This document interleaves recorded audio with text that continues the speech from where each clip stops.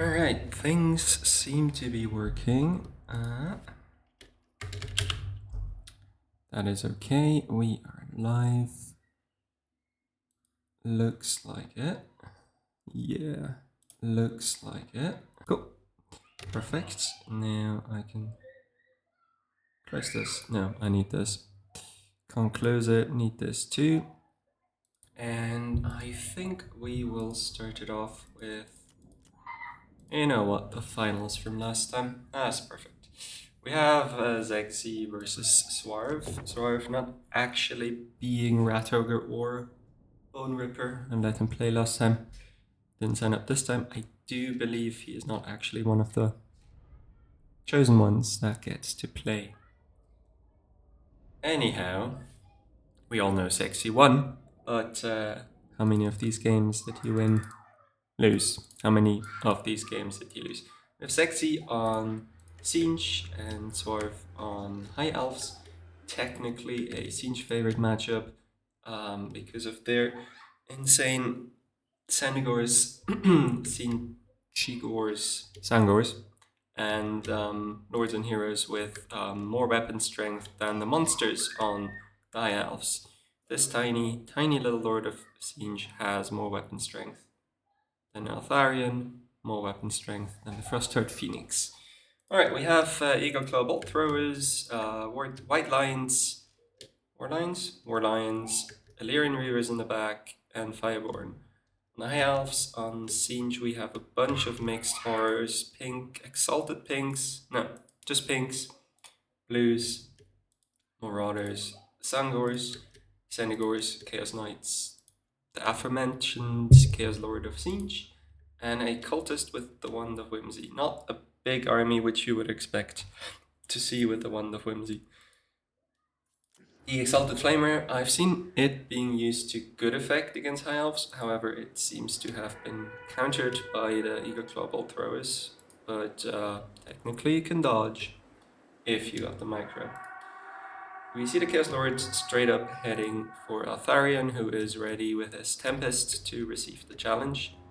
Stats wise, the Chaos Lord should win this, however with help of the Frostheart Phoenix and Tempest, he is not. Lines are charging at each other's. Reavers are flanking. White lines are not moving, and one of the bolt throwers is actually shooting the Sour Guts instead of the Exalted Flamer. Oh lord, these Chaos Knights are gonna get wrecked. Fireborn, post buff, big ouch, and Centigores. Oh, this is actually hilarious. This replay is from last patch, 2-3 patches ago. Back before the Fireborn got buffed, as far as I remember. So technically, I think in the real game it did not go like this. We have a Burning Head being cast, the Chaos Sorcerer was losing, so he disengaged. Now his Chaos Knights are shutting down one Bolt Thrower, while the Chaos Lord himself is trying to run. Illyrian Reavers are flanking the Sour Guts and doing awfully, but flanking the Chromatic Abominations and doing awesome. Exalted Flamer has been forgotten and shot by the Eagle Claw Gold Throwers, shot to death. Chaos Knights are doing their thing, Centigores are doing their thing, winning fights they shouldn't be. Now charging in here, charging while buffed up, insane stats against the Fireborn. Not winning though. Yeah. Fireborn don't have magic damage, they know, but they don't have physical resistance either. Chaos Lord still running while the Sorcerer Cultist is being sniped at by Phoenix. Infantry fight is going mixed, but basically, regardless of how it goes, it doesn't matter in this game. What matters is the cavalry fight. Whoever's cavalry and single entities survive the engagements get to cycle charge the infantry to death in the end game. However, the Sour Guts are one exception here, not being able to be cycle charged due to their explosion ability. If you kill them, they kill you. We have a beautiful display of single entity jank right here. Two bros just chilling. Oh, and then a attack landed actually. Yep, he took damage again. I guess he was terrorized while he was running. The jank was happening, and as soon as he rallied, they started fighting. Second bolt thrower is shut down, however, it already made its value back by killing the Exalted Flamer. Chaos Lord is now fighting Fireborn together with some Xenagors who are now dead, and Chaos Knights who are engaged with the White Lines. Bad mistake. Really shouldn't be trying to fight that with Chaos Knights. Other Chaos Knights found a better target. The Boar Lions, low armor, reasonably low stats, not any match for the Chaos Knights of Siege. Fireborn have been routed, however. Two big single entities are in now, wrecking the Xenagors and probably killing the Chaos Social Lord. Chaos Lord afterwards. Yeah, 2 on 1, never a fair fight. Never really goes towards the one single entity, even just because of the stagger animations. Well, I'm not 100% sure if disc characters have stagger animations. Balance of Power says it's over. I believe so too. High Elves have cavalry left.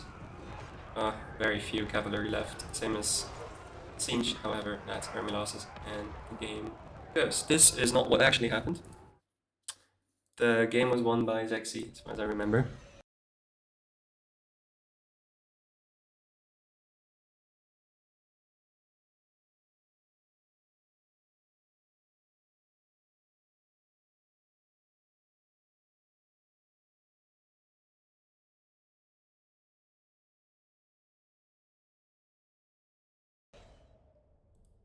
Beep boop. How am I Robot T? let me turn on my stream. However, that's army losses, and the game goes. This is not what actually happened. Oh yeah. The game was won by Zexy, as far as I remember. Now it sounds better again. Y'all tell me, still? Still robotic? We have another one I can watch, and then we'll go over to the next. Maybe we'll have replays by that point. Now it cut. Oh yeah. I mean, I did mute for a moment here. And the game goes. This is not what actually happened. Oh yeah. The game was won by Zexy, as far as I remember. Now it sounds better again. Test. Y'all tell me, still? Doesn't sound too bad to me. Still robotic? Maybe just while I'm playing the game. Let us see another replay. Well, that was from a game earlier, not what we want to see. I want to see a second game of Zexy versus Swarf. This replay was recorded using an older version of the game. Probably not indicative of what actually happened. However, it's still fun to watch these replays, even if they're clearly not how the battle actually went. Alright, Skaven against Siege. Siege being played by Swarf this time. Siege back then being top dog. Skaven just started to be better, I think, with Storm Vermin. Though I'm not sure what exact patch this was happening. We've got a mix of horrors this time. We actually have the Exalted Pink Horrors, and blue horrors, and pink horrors, and lots of Storm Vermin, and Clanrut Spears. Chaos Sorcerer Lord this time is Sorcerer Lord. Pink Fire, Blue Fire, great versus Skaven. Not great versus Storm Vermin. Hardly dealing 10% of their HP, 100 value. Cast that on any other units, a bunched up Night Runner gets deleted. Skaven Slave Slingers get deleted. Clanrut Spears deleted.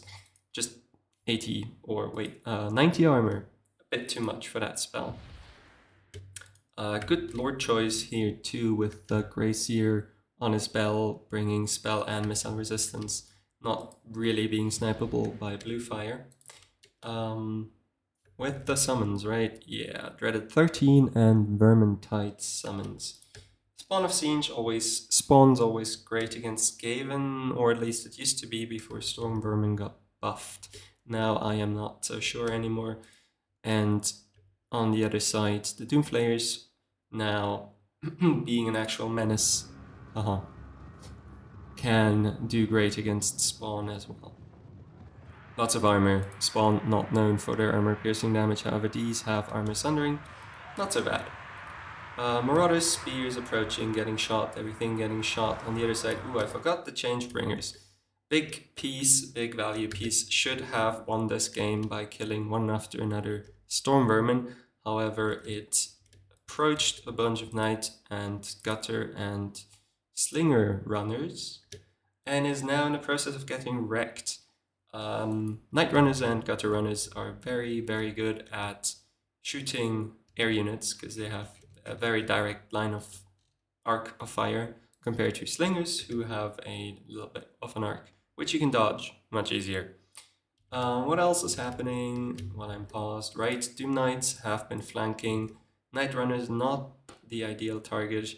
Would rather see them go against slingers, but who's that? Zagzi already on his way to intercept with Doomflayers, and well, the Wolf Rats are a bit AFK at the moment. His Sorcerer Lord is now going for a Lord Snipe on the Gracie or the Bell. Ooh, good dodge there. Not happy to see a spawn fighting Clan Rats, not happy to see this spawn fighting Storm Vermin, not happy to see this spawn also fighting Storm Vermin. These Storm Vermin somehow made it up to the pink horrors, sour guts, not good, not bad at all. Better pink fire here, taking 50% of the Skaven Slave Sling's health. He could now rout them with a bunch of volleys. And yeah, there you go. However, the writing's already on the wall, the balance of power is showing it, the Doom Knights are getting wrecked, the Chaos spawn is getting shot, and even the pink and Exalted Pink Horrors are getting shut down. Skaven are, with the Bells buffs, too tanky to get through them quickly with a spawn rush. Chaos Sorcerer Lord also getting stuck in halberds, and that shall be it. Quick game. Don't think it happened exactly like this. The army builds were certainly the same. However, I can't tell you what exactly happened in the game as it was played on a different patch. Yeah, we're still waiting for the first replays. Let's see how it's going, if anyone has passed yet. Nope, I can actually... No, I don't have to link you the brackets right here. And what do we watch? That was a fun match, but we're not watching that. What's that? Nice. Okay. Scrolling through, we have these two. We have another Siege. Let's watch a VP versus High Elf again. Wasn't recorded on this patch. Might look different. You know what? I'll look for a replay that was recorded in this patch. Something that hasn't been casted yet. Wow, everything has been played in a different patch. That was casted. Shoot. Well, it was from a new player tournament by new players that I was looking at. That is a anti-Kislev build. Giving out builds right here, free for all. Oh yeah. Wait, this was a amazing match. Since nobody has actually casted that yet, I will... Is it this one? I think it's this one. I gotta see. I think it was this one. I'm gonna cast it, because nobody else did. Fuck yeah. We have our first match, first replay of the day. Actually, gonna switch to that instead. Just gonna have to rename this shit. And my computer is slowing down as we have loaded into the game. And due to me streaming, the computer is really not too happy doing anything else. So currently waiting for it to catch its breath, load me into the game, so I can then go look at this replay that I just got. Yeah, waiting. Has it yet? No. Not yet. I actually know how I can stop OBS from taking all the resources, but it is taking all the resources to go with the game, which it lets run smooth. I am not able to do anything else, so currently my computer is frozen up. And you guys have to wait for me to tap back into the game. I should not have out of the game while I'm tapping. What would? Oh, game. I am quit the game. Yes. And now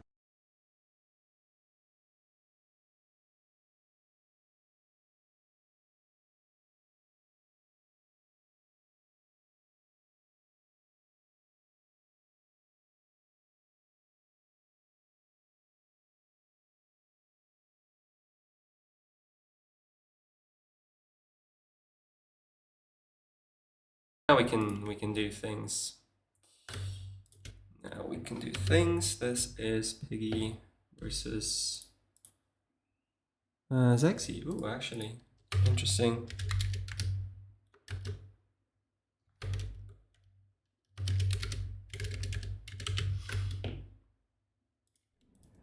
Alright, let's load that up. Let's upgrade. Of course, it loaded the name as it was sent to me.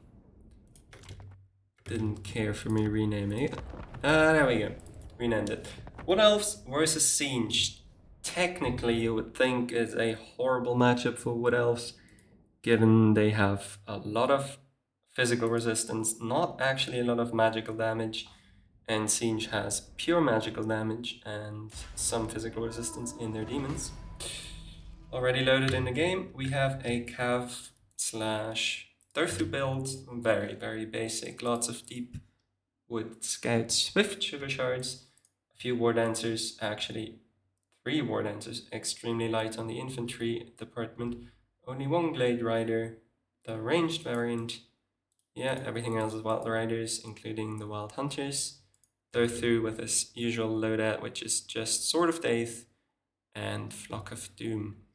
On the other side, we have a Siege build. I haven't seen this exact one. I think 3 Chaos Knights, 2 Centaurs of Siege, and then 5 Marauders plus Kairos, Shrieking Skywraiths, and the Surrogates, taking everything that makes Siege great, bringing it in one build. I do think you need 4 Centaurs, but that is my opinion. And I don't think the Chaos Knights are that great anymore after their recent nerfs. Kairos also just bringing Blue Fire and Gaze of Fate. Both armies approaching, I don't like it. I think the Deepwood Scouts and Glade Riders should go ahead of the army and skirmish first, same as Siege is doing with Kairos flying ahead just to send a few spells already. Mr. Infinite Winds of Magic gets to spam them after all. Only bringing Blue Fire, so you better get those casts off. Here, 1 going to the Deepwood Scouts. I do not think it deals a lot of damage. Killing 9 models, not amazing, not the worst. I assume it was overcast. Shrieking Skywraiths, ooh, nice, very nice Shriek ability. Lamprey's Bite on the war dances that tried to dodge, but while dodging, they bunched up, got damaged a bit more that way. Currently, I am not 100% sure how Siege plans to deal with Durthu. We will see. That is a Flock of Doom overcast for the range and for double duration. Yeah, not happy. Okay, he's not stacking them. Thought he was gonna stack them. Chaos Knight's not too happy fighting Wild Hunters, but also not too sad. Centaurs, on the other hand, love fighting Wild Riders. Just getting through all that magic resistance easily. Dealing all their insanely high damage. Oh, what the hell is happening here? He is actually dying to the Wild Riders. Even though both got the charge. Interesting. Maybe they are not as good as I remember them being.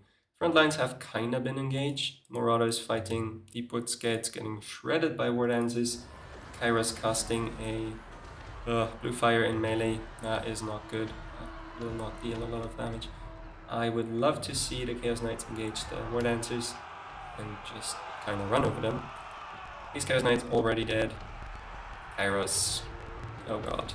Marauders getting terrorized and absolutely shredded by War Dancers. Sargots firing at Durthu, which I don't agree with. They are about to get shut down by the War Dancers, and their AP values aren't insane. They will not deal that great damage into Durthu. There's other targets that really need to be shut down first. Combo of Sword of Death and Flock of Doom Overcast is shredding through Chaos Knights and Centaurs. Centaurs having low HP really, really fucks them there. Wild Hunters have found Kairos, and Deepwood Scouts are also shooting him at the time, but he gets knocked over by Durthu. On the backside, Wild Hunters, Wild Run Riders are cleaning up together with Glade Riders. Yeah. Somehow Kairos got up in the air. Damn it, I missed it. I mean, it's just the usual Kairos thing, I suppose. Chaos Knights have gotten onto the Deepwood Scouts, but Wild Riders are there to defend, and Chaos Knights are barely hanging on leadership. I expect them to red any second, because I'm sure these Deepwood Scouts are also firing in. There we go. Ooh, maybe they switch. Nope, they switched to the Wild Riders. Gotta switch to the War Dancers, unless... No, they have rallied. Ooh. Okay, I like it. Maybe the game is closer than I thought it would be. They need new orders. Not standing around AFK like this, with their backs turned on top of everything. To fire on the same time, not being very effective at killing Deepwood Scouts or any multi-entity infantry at that with spread formation. I think it's good at bunched up against bunch of infantry, but not against spread formation. Yep, Siege getting chased off, Siege routing, and Siege disintegrating. The Wild Hunters still being pretty well off 23 models, getting to deal a lot of damage and nothing left to even damage go through. Means this game's over. Just waiting now for enemy losses. I'm gonna fast forward because there's nothing else happening. Kairos is doing Kairos thing, being insane on the balance of power, but couldn't help him here. And that's it. Let's see if... I'm gonna end the replay.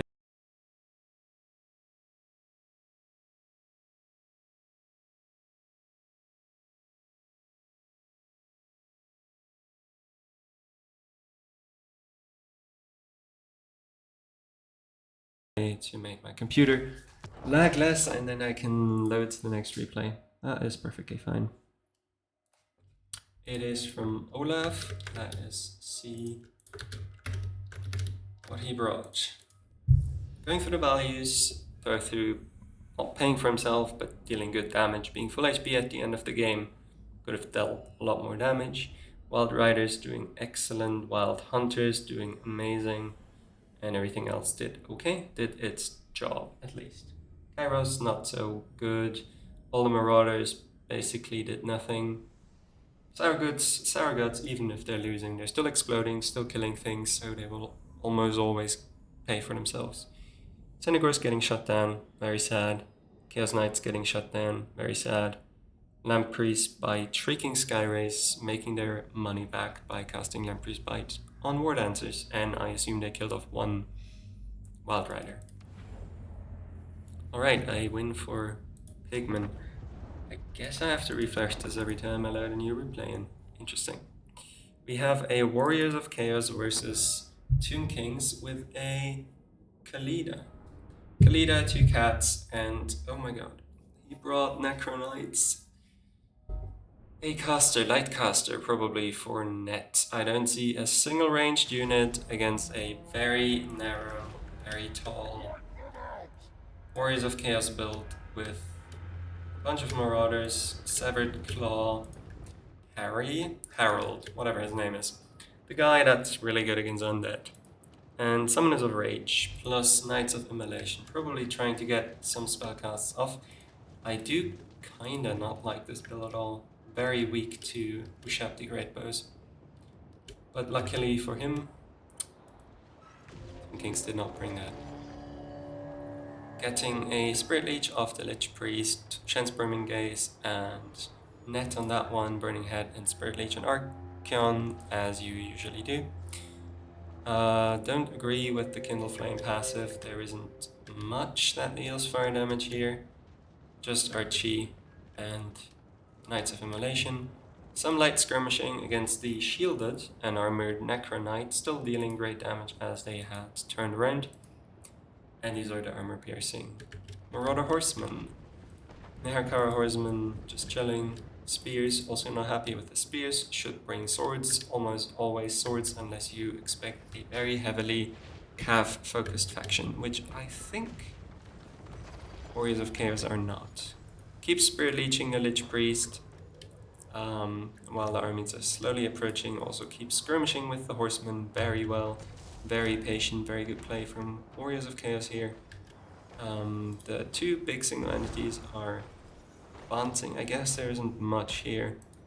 The Summoners of Rage don't have enough speed, and the Knights of Immolation don't have enough mass to actually shut down these 2 units netcast on a horseman, and Necropolis Knights charge in. A very bad fight for the Tomb Kings, as any calf fight on top of infantry will always favor the infantry faction. They managed to shut down the horsemen. However, you see the Necro Knights just getting deleted by the combined forces of infantry and cavalry, and Archie dealing quite some damage back to two single entities. However, Wisely, oh god, Wisely deciding to run, but he ran straight into Necro Knights, who are now dealing lots of hurt back into him. Sphinx dealing with the Summoners of Rage, 2 counters to each other should be fine. Lots of infantry, cavalry stacking over here. Should dispatch a lot of these cavalry to help with these fights here. Because currently, Tomb Kings are, in my opinion, losing this, especially with the skirmish cav here, and the Necro Knight slowly disintegrating. Whatever happens up here doesn't really matter. Horse Sphinx trying to clear out infantry. It got stuck in the Severed Claw. If it doesn't get out of here, it's gonna die rather quickly. However, Sphinx of Usek dealing great damage into Archie, getting lots of damage back though from Horseman and Archie, who finally, the Nehekara Horsemen, have found their way on their ideal target, the Throwing Axe Horsemen, who are faster than them, but with their shield, the Nehekara Horsemen should be able to indefinitely chase them off and make them lose value. Now what's happening? The Summoners of Rage are basically shut down. Random spellcast over here. Archie is here, just keeps Spirit Leeching. I suppose he doesn't have the one. He doesn't have Arcane Conduit, so if he just keeps Spirit Leeching, he will be always out of Winds of Magic. Never be able to cast Burning Head. With the regular Winds of Magic generation, you are kind of bound to just one spell. Unless the game drags up. Back to this Horse Sphinx, still getting wrecked by the Severed Claw and Harry not being routed because it's not undead, it's a construct. Interesting. And now Archie's trying to go back to kiting a little bit. Is that a net? That is a net. However, Kalida seems to have lost her attack orders, or she's trying. Nope, Venom Staff. Yeah, there we go. And absolutely entirely misses Archie. While the Knights of Immolation get a free charge on the Necropolis Knights, punch back a bit, but will lose this fight. I suppose there's some stray throwing axes with all the hills hitting both sides too. Now Archie is continuing his Spirit Leech of the single entities of the Tomb Kings, while they slowly battle after the alive horses, which are slightly faster than the dead horses, you would think anyways. I guess with the Venom from Kalida, they are not faster, and the charge speed from the Nagara horsemen, they manage to catch up. I wonder if their ability is up yet. Nope, probably not. They just finish off these already crumbling Necropolis Knights. The Witch Priest is even getting engaged. No, he's not. He's just running. Probably got a Shem's Burning Gaze ready, wanting to cast, and then ran into melee range. Or not, just ran into melee range. Period. Physically undead. I wonder. She is not undead? She's undead, so she is going to be subject to Harold's aura, although I don't think it will matter, as Tomb King are generally crumbling, all their big value pieces dead, and Archie still being reasonably healthy. Now they're getting out their summon, however, I think that won't change a thing. Even if they kill everything else, Harold is at full HP and will just chain route anything Tomb Kings have left. Except for the Sphinx, but the Sphinx is an anti-large combatant and will probably struggle against Harold. Also, it's getting just mucked up by these Knights of Immolation. Archie could turn around, he is going to turn around. Nope, still scared.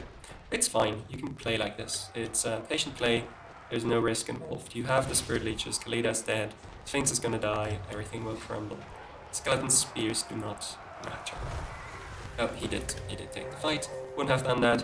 Gonna get one, yeah, just got one hit in from the Sphinx. And with that, the Tomb Kings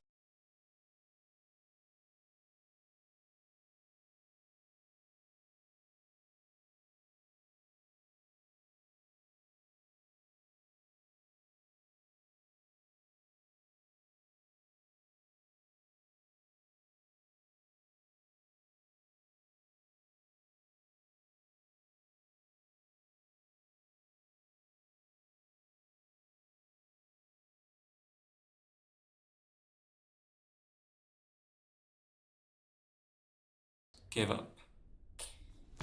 Value-wise, great Spirit Leeches, great fighting from Archie, dealing lots of damage. Harold was there, existed, yeah. Nothing amazing from the Marauders, but the Severed Claw got to fight the War Sphinx the whole battle, got some decent value that way. Doom Knights were there, were fighting the whole time, got good value, and the Throwing Axes were, in my opinion, what decided this match by just shrekking the Necropolis Knights on the approach. Oh wow, the Summoner's Rage paid for themselves, fighting Necropolis Knights and the Sphinx, I guess. Optimal targets. On the other side, Khalida did awful. Well, that's very sad. Usually she does at least okay. You need to use the Venom Staff against high-value infantry or cavalry, not against single entities that are on a hill. Lich Priest did nothing. Skeleton Spears did nothing.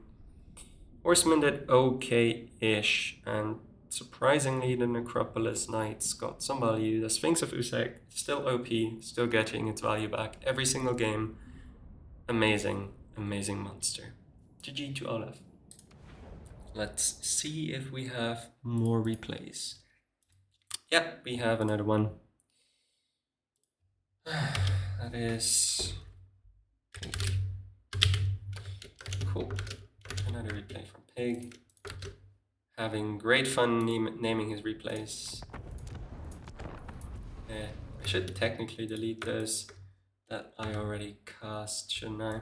So I don't accidentally see them again. Okay, Pig 2, let's watch that. It is High Elves against Skaven, Pigmen versus Sexy, game 2. Game 1 was won by Pigmen with Wood Elves. And now he is on the High Elves, bringing Imric, Lifecaster, Lions, Fireborn, and some Spears and Archers.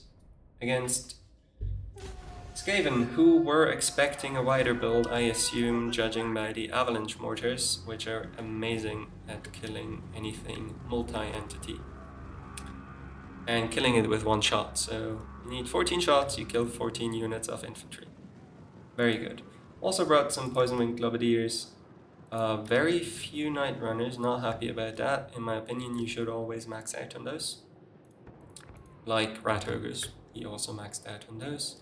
He didn't bring any Doomflayers either, which I also disagree with. Always should bring those. Ike Claw is the right choice. Howling Warp Gale, not amazing here, but I see why he took it. Flensing Ring, always amazing. Brass Orb, always amazing. Howling Warp Gale, not great because he has no actual range units to shoot, but if the big single entities flyers land and you cast Howling Warp Gale afterwards, they are still rooted and you get to shut them down with Spears and Rat Ogres. A Packmaster with just Shock Collar. I usually like to take these. Oh, also has a running with the pack. With the Scrying Stone, that gives them some more leadership and damage resistance. Game has started. White Lines, War Lines, immediately running for the Night Runners, who already have successfully skirmished against Illyrian Archers. On the other side, not much has happened yet. I do hope the Night Runners are in skirmish mode. Yeah, looks like he manually disengaged there. Avalanche Mortars shooting whatever they can. Archers deleted. Maybe next Archers oh god. Poison Globadiers kill their own Night Runners, then die to a breath attack. Yikes. Any AoE spells, Regrowth and Earthblood, not happy with that. Should not take both of these spells. One is enough. Dragonhorn, probably good with a larger army, but he is doing great here right now, using that. Alright, slowing down the single entities. Some Illyrian Reaver Archers have found their way on top of the Avalanche Mortars, however I don't think that's going to be successful with the Spears here. These Warlines are still chilling on the other side. Yeah, other Warlines have found their way onto Globes. Rat Ogres coming to intercept, and Fireborn getting mucked up in some Skin Slaves, not really. Charging pretty cleanly into Rat Ogres, while Iked Claw is actually fighting Imri. I really hope there is a Flensing Rune Overcast soon. Yep, there it is. Gonna punish Iked and Fireborn 2 for 1. And I also hope there is a globe left. No. Nope. One globe's writing. You should get that on there. The other globe is dead. And avalanche mortars are not regular globes. They can't punish cavalry that well. Cavalry is currently getting punished. However, also punish... Oh god. Earthblood healing them up. Earthblood healing Imri up. They're not taking damage. Iked is dying. Packmaster is soon to be routing. Things aren't going great for the Skaven, I gotta say. If you're behind right after the start, ask Skaven, something is going terribly wrong, and you are most likely losing the game. Since most of your damage is shock damage, initial shock damage with the poison and mortars, and cleansing ruins. Oh dear. Plus skirmish units. Ooh. Nightrun is already out of ammunition. They do get through that really quickly. Some good dodging with Iked Claw, but at the same time the Packmaster is dying to Imrik, a much superior combatant, especially with Lord of Dragons. A bunch of units rallying and trying to return to the fight, but Rahagara's Pride and Fireborn just running wild, running rampant through whole Skaven lines. Oh god, some Rat Ogres got surrounded by spears, are dying. These Rat Ogres almost dead. Rahagara's Pride on top of Iked, and now more war lines running in. Yeah, I do not see what Skaven can do. And the game agrees as army losses set in.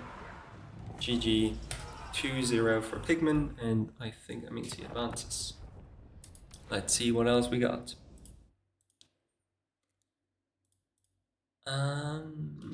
Have not been pinged yet. Let's check on the tournament. What does it look like? Pigman's the only one that has so far advanced. Inkar's Olaf, Gepardor, and Torasin still fighting. Angel Rusto too. I am going to ask real quick. Oh, nope, that is not it. Alright, I wanted to cast that other game anyways. Let's see where it went here. Slash versus Norska, not a matchup that you see ever. Not a matchup that's favored in any way, I would say. While Fiends are amazing, Norska is amazing at killing large targets, including Fiends. Large unarmored targets, even better due to Skin Wolves not having armor piercing. 2 Skin Wolves, Beast of Tashnar, also anti-large. Marauder Horsemen on the flanks, and 4 Berserkers bringing a War Mammoth. Wolfrig with Seafang, Hunter of Champions, great. On the horse, great, but Fight or Die is pretty useless. And a Shaman Sorcerer of Metal bringing only Searing Doom. I do not agree with that either, but let's see. Especially against Slanesh, you either take Plague of Rust and Searing Doom, or you bring a Firecaster or Malkoth's Spammer, or Deathcaster for Spirit Leeching, the generally low HP Lord of Slanesh, who is rampaging. The Shaman Sorcerer trying to bait him into a unfavorable quick end. However, now Norska is advancing, not their whole army, half their army, while still trying to skirmish a little. Oh lord. Herald missing his first attack. Shaman Sorcerer also missing his first attack, and now Wolfric coming in, also missing all their attacks. Whatever's happening here, it is very bad RNG for both sides. Fiends jumping in. Fiends should be going on to these Berserkers and just cycle-charging them, but they're not. They are just there trying to fight these entities, which are still not taking any damage. Now with Hunter of Champions on the Herald, Wolfric managed to hit 1 hit. The War Mammoth also jumping in. Now the Shaman Sorcerer is getting shreked by the Furies and the Fiends. However, the Fiends are getting chopped one model after another by the giant weapon strength of the War Mammoth and Wolfric. In the back line, skirmishing happening here. Nope, these are just AFK. Whole half of the Slanesh army straight up AFK. What do we have? We have Skin Wolves who are not engaging. We have... yeah, it's just skirmishing again now. Technically this favors Norska, due to having more skirmish and cheaper skirmish and being able to shoot unshielded, high value infantry and fiends, technically. Everything here is more expensive than these Lord of Horsemen, so shooting anything's pretty good. On the other side, same thing. Beasts of Tashnar, great missile resistance, by the way, so if they want to skirmish, they are a great help. But they are about to get sandwiched and probably going to disappear instantly. Yep, like any dog that gets charged, those will just die, while the skirmish calf is just fucking off into nowhere. More casts of Searing Doom, some of them missing, some of them hitting, while the War Mammoth is just chain routing whatever it can reach. Doesn't really get to choose its engagements. Some skin wolves have been picked off by fiends and hellstriders, while their skirmish cav is still skirmishing. And the marauders are trekking whatever frontline Slash brought. Big mistake, back here Wulfric ran out against the Herald and found himself surrounded by fiends, but he does manage to get out. Maybe he was rampaged, maybe he just ran there. The caster's also there. I think the caster was rampaged, so wasn't really Wulfric's fault. Now the skin wolves finally decide to help, but instead get surrounded and probably die. Got some skirmish happening back here, still some skirmish happening here. Just Marauder Berserkers wishing they had shields right now.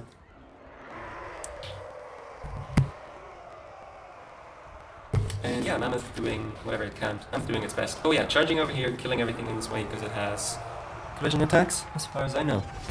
Well, that's a good Searing Doom. Last Searing Doom for this Shaman Sorcerer as he is about to die. Or at least rout. Good boat, good boat. If you could just chase that off now, that would be great. I doubt Slanesh will do that. Here, still skirmishing happening. Still skirmishing happening here. That should win against these, right? So much faster. There's more skirmish calf coming. And the Mammoth being now the new anchor point. Where's the caster? Nope, caster rallied. Wow. And somehow Wulfric gets to chase those fiends for free without them just, turning around and absolutely wrecking him. They really should. I don't know why they're still running, taking damage for absolutely no reason. Finally, Slanesh has won the skirmish game on that side, and not on this side yet, but getting there, I suppose. And the last Rampage on the Shaman Sorcerer also doing a little bit of damage. It's much better against multi-entity, only dealing very little against single entities, and now he's dead. Straight up dead. What did she bring? Acquiescence and Pavane. Once again, no Arcane Conduit, so 2 spells are a waste. You'll never get 1 enough for both of them. If you don't bring 2 spells, Blissful Rapture is also wasted, and Locus of Grace generally not a great ability. Could save some money. Same for Portal Cliff. I'm not a fan anymore, after it now only summons 1 single Fury. Once again. Okay, Norska regrouping and Slanesh chasing off whatever they can. Balance of Power says Slanesh is in lead. I do see that too, however, Mammoth is full HP, 12,000 of them. Gonna be a bit hard for Slanesh to do anything about that. I still have a little bit of skirmish calf. They finally finished chasing off things and can now waste all their ammo into the 12,000 HP Mammoth instead of, killing off these already weakened Berserkers. Well, they at least dealt 2,000 damage against the Mammoth so far. Somehow, the Horseman got caught. I cannot imagine how that happened. Literally just turning on skirmish mode would have prevented that. And stacking lots of cavalry over here, not great either. Same on the other side. Fiends always great on top of other units. Herald not getting engaged, another mistake.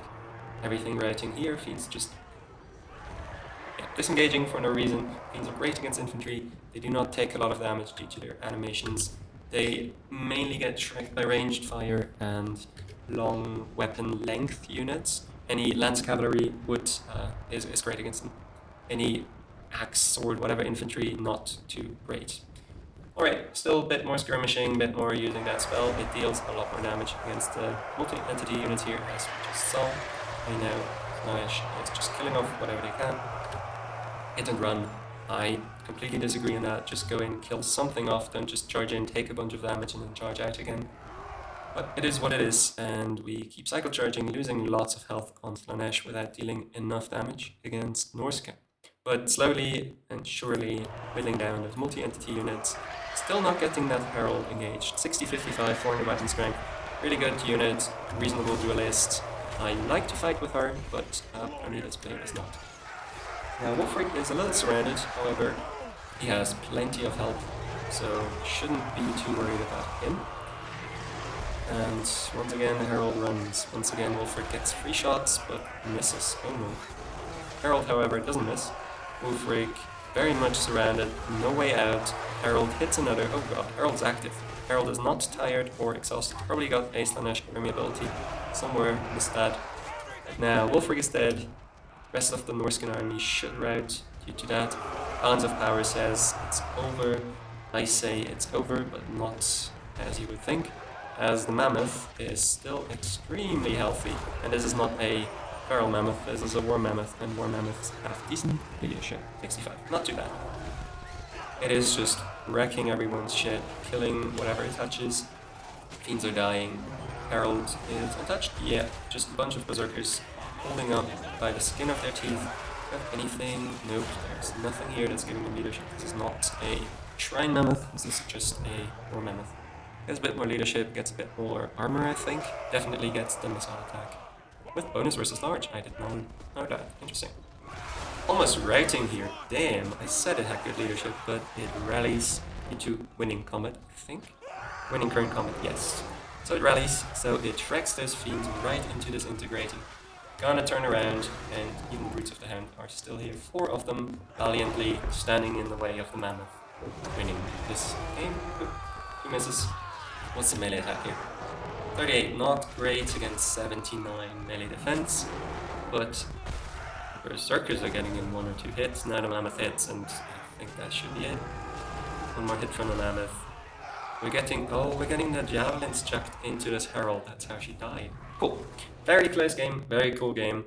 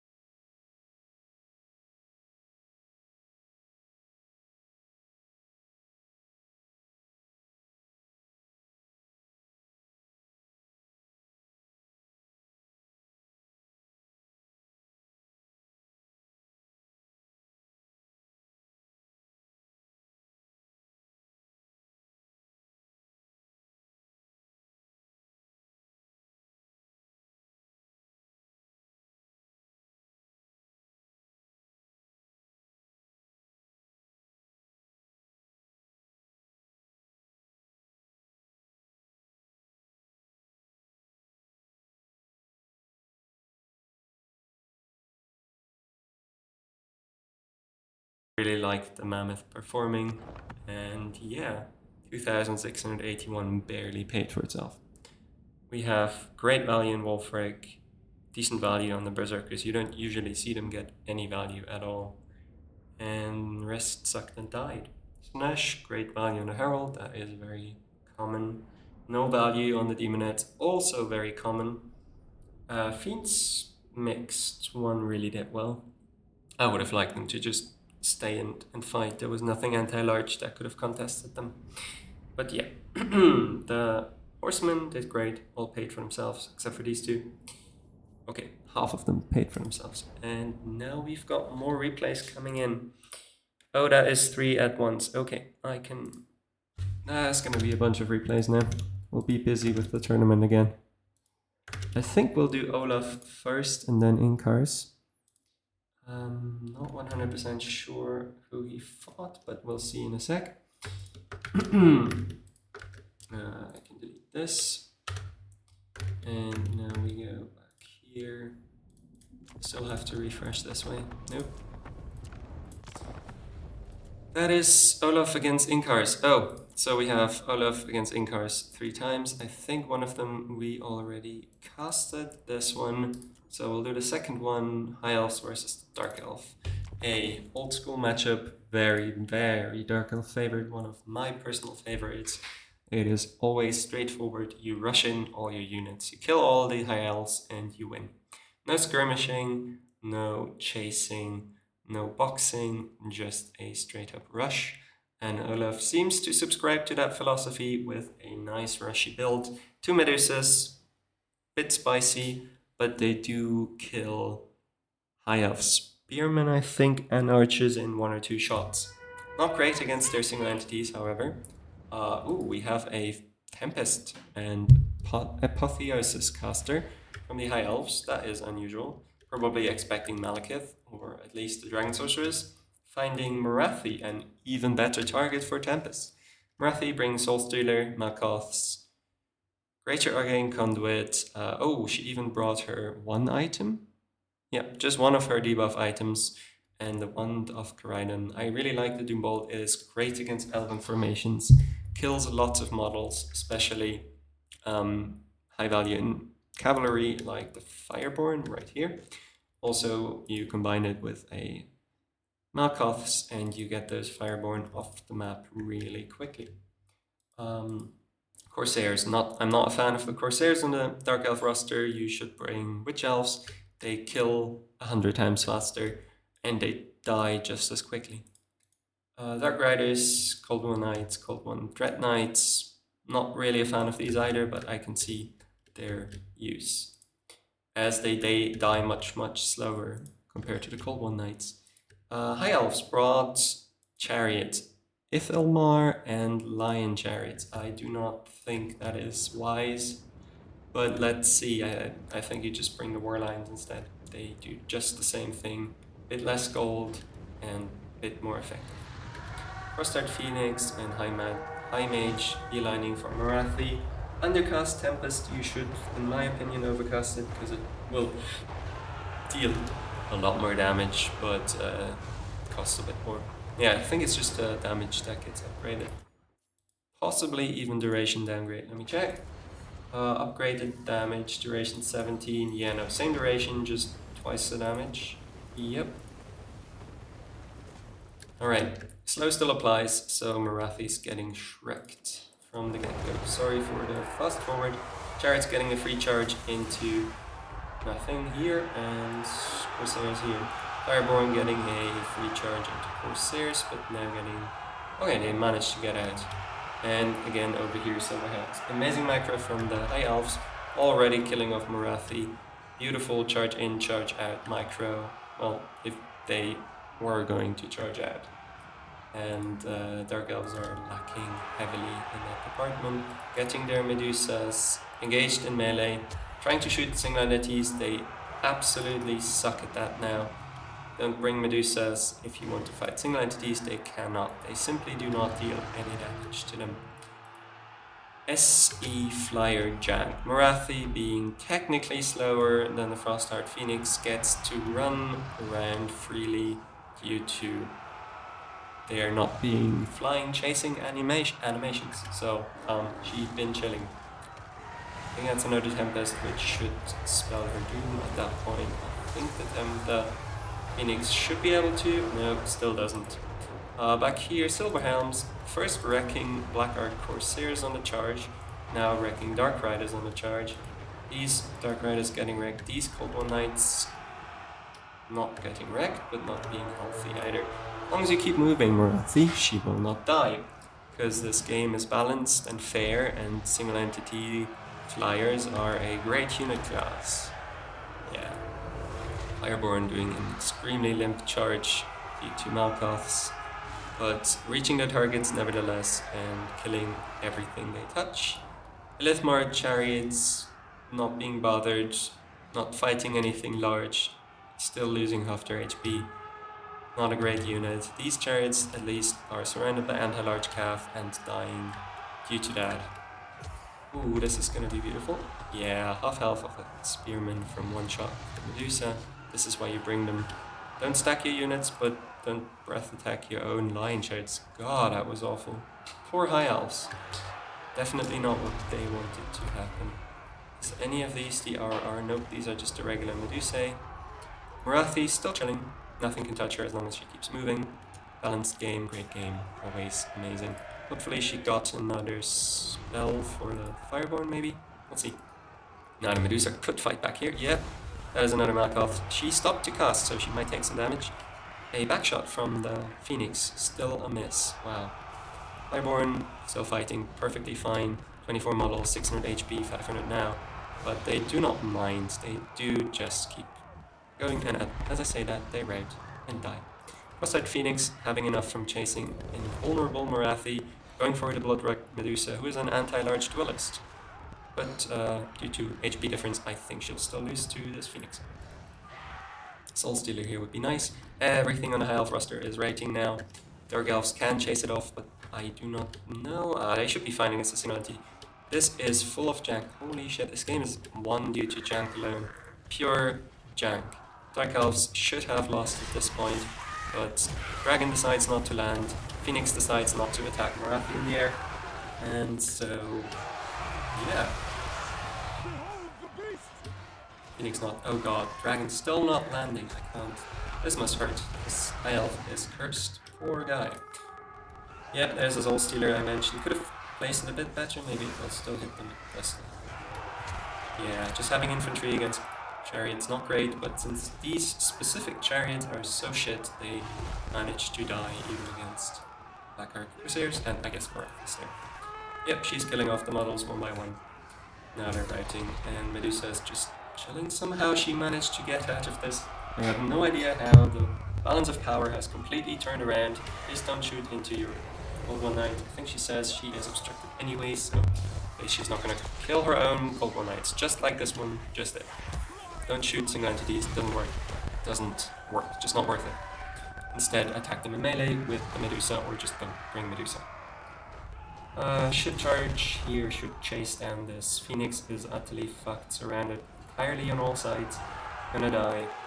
I think the High Elf has been spamming Apotheosis, so he probably doesn't have an Overcast Tempest, and at this point Morathi is healthy enough, again from casting Soul Stealers, she's not gonna die to an Overcast Tempest.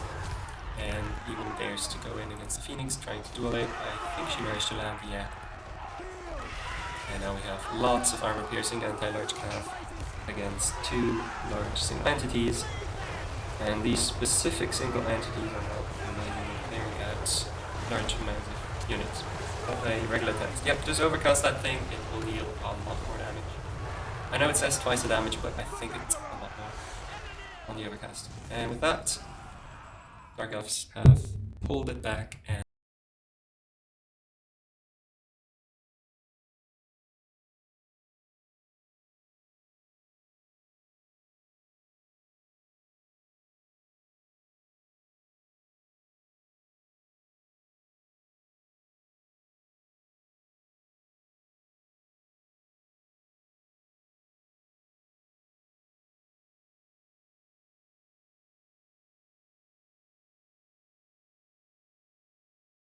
won.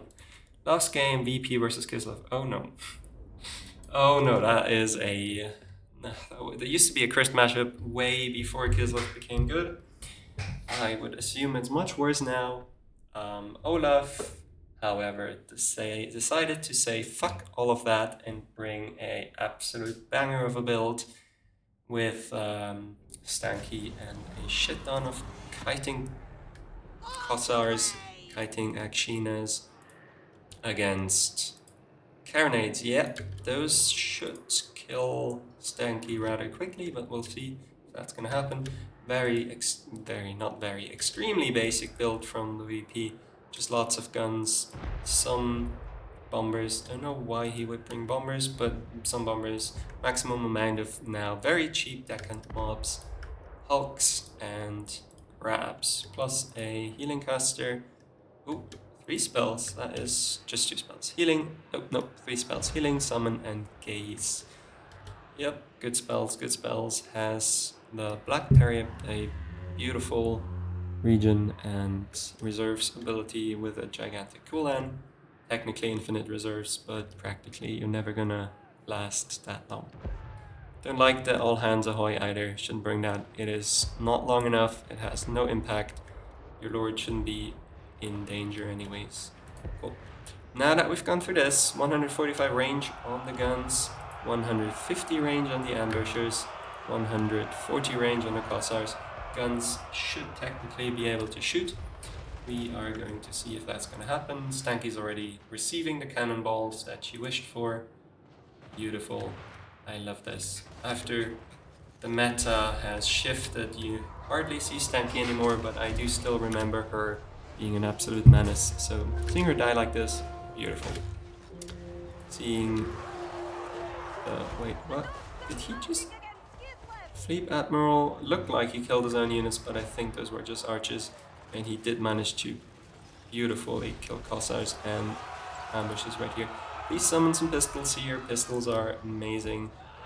Amazing damage per second, amazing damage per volley against unarmored targets like these. He's not.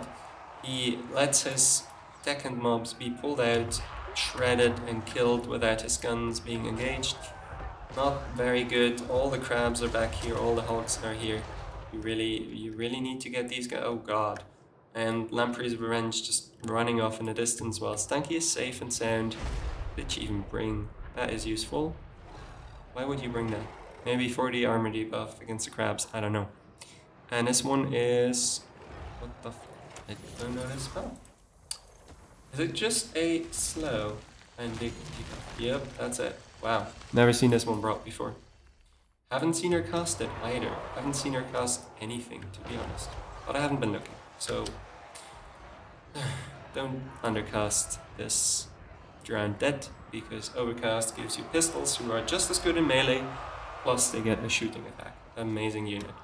Also bring more pistols. Not particularly in this matchup, but generally.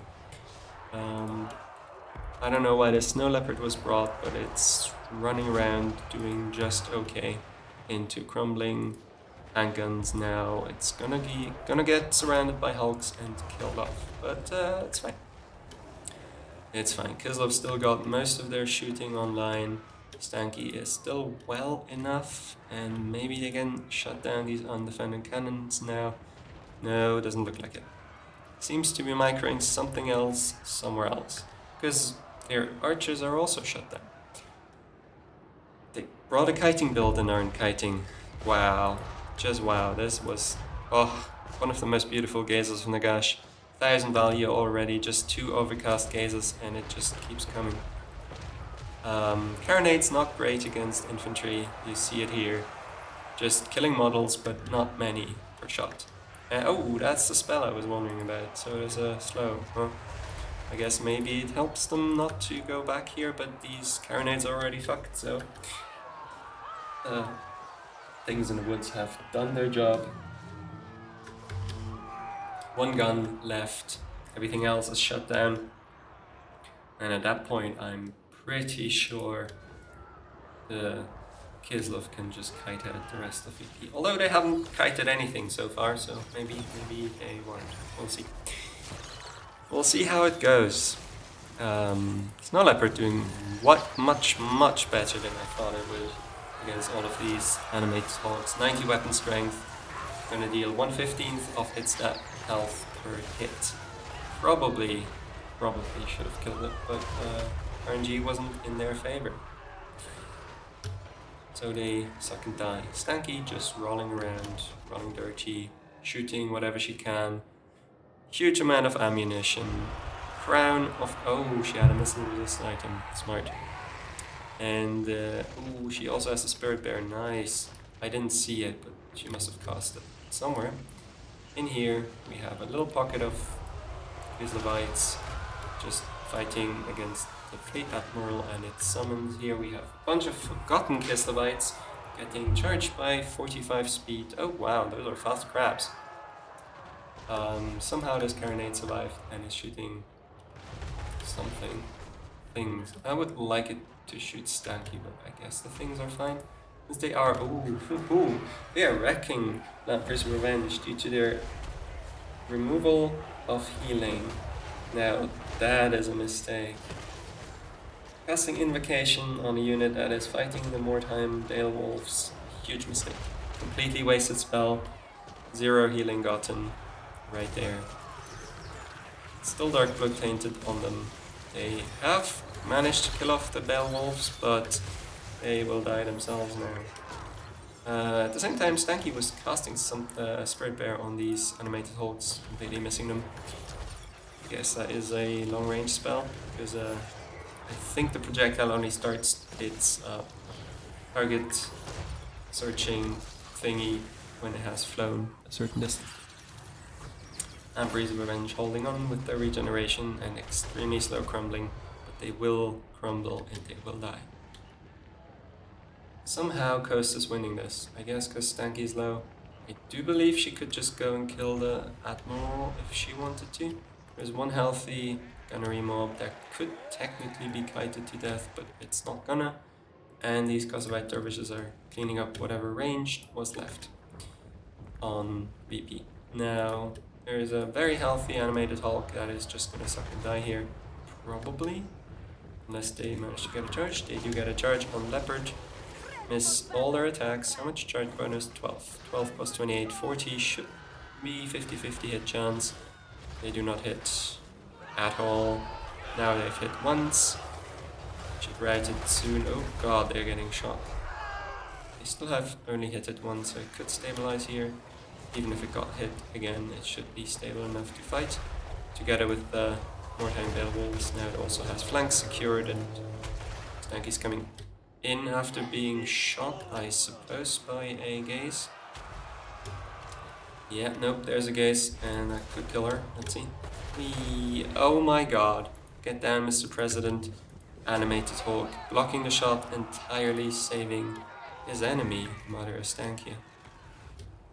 And we have a lot of tattered Kislev troops, still at 50-ish% shooting capacity, so completely fine, really.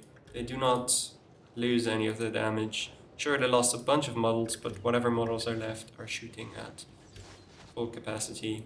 Snow Leopard is still alive. Gonna charge in here. What's he doing? Oh, gonna go for the Prometheans. Big mistake. It's gonna get shot in the approach and probably right there.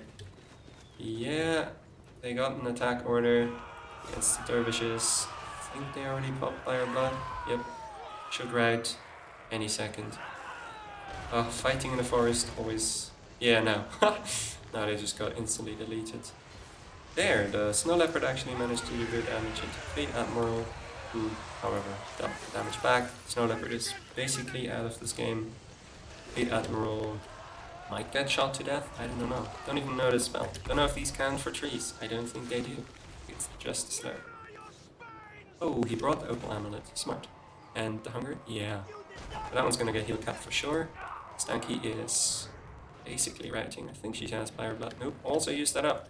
We just have extremely tattered Kislev troops against rotting Promethean gunnery mobs who are getting healed. Nice. That is a banger, actually. Way closer than I would have expected it to be. Chasing after Akshinas, they should catch them easily, being 9 speed faster. Not technically getting charge speed, because I don't think these have charge speed. Stanky deleting her own troops after being saved by the not rotting Prometheans.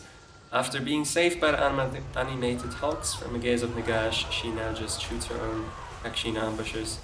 Evil witch. Running off. Sheena's routing due to being shot by Prometheans, shot by Stanky, and shot by the Fleet Admiral, who miraculously still has ammunition. Yep, Stanky just keeps killing these Akshina ambushers. Really not going well here with the RNG for either side, really. I guess it evens out in the end. Not too smart splitting up right here. Opal Amulet will keep the caster reasonably safe. Being really small also helps. Casting... What is she casting? Casted something for sure. Did she just heal this guy again? Yep, she healed them again.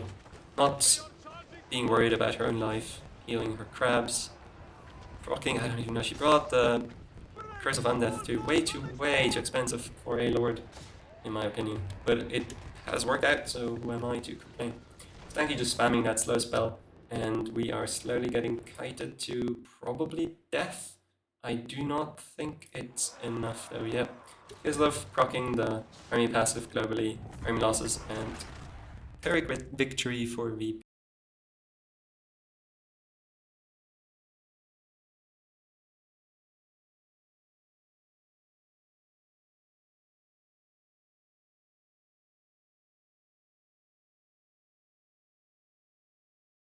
PvP with an amazing display of self-sacrifice from these Hulks and from the Akshinas who just got killed by their comrades. Gaze of Nagash carrying, yep. 0 value bombers, yep. Handguns, one of them did shoot something. Hulks getting killed by Gaze of Nagash. Emperor's Revenge were there. These cannons stayed online way too long. You could just send the dervish in there, like ignore the crabs, whatever. And this crab carrying, nice. Stanky doing good. All the shooting doing at least decently. Getting a bunch of value against the healing Vampire Counts unit, Vampire Coast unit. Leopards, that one did good. I would never take them, but that's just me. And one of the dervishes, oh, I guess that is what this one shot. I suppose one of the guns caught a dervish and killed it. Okay, we have these. Yep, that should be it. I think that means Inkar's advances. Let me check what we have bracket-wise. Pigman advanced, Gepardur advanced, Angel advanced, and Olaf did. Wait, what? Inkar's. Oh, Olaf won this one and this one. Okay, Olaf won the first two, so should have realized the third one was for nothing. Whatever. Let me download some more replays. And I have one message request, accept, and nice. 3 more replays from Gepardur and Torzin. I would assume he's French, but just because of the name. Alright, I'm gonna copy these in here. Let's see, here we go. Let's see what we got. We have an auto save from Pigman versus Scarbrand. I think they're still battling it out. Let me check. Nope, already over.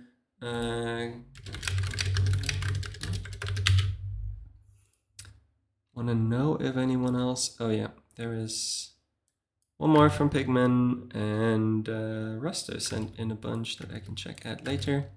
Jesus Christ, that's a lot of replays. I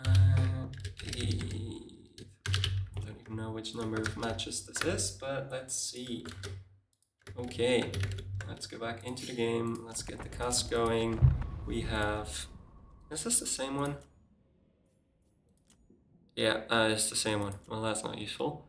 Let's cast it from the view of Scarbrand, bringing Warriors of Chaos into High Elves. Another, technically, used to be a good matchup for Warriors of Chaos, changed with the Fireborn, who just shit on everything now. But you can shut them down. Bring Malkoth's Spammer or a good Rampage, and they will die. Very slow Warriors of Chaos build. I'm a bit worried. He has a bunch of skirmish though, just on far off on one side, and Summoners of Rage plus Severed Claw to kill anything large. High Elf just brought a bunch of archers, lots of spears, a little bit of skirmish, but mainly the Fireborn and Imrik are going to be what wins this game, if they do win. On the other hand, throwing axes is what has to carry for the Warriors of Chaos, plus well-placed rampages. Once again, 2 spells plus lower passive with no Arcane Conduit. You'll never get that off. I would not recommend. There is a bunch of missed charges here from the Warriors of Chaos. Not great. Not.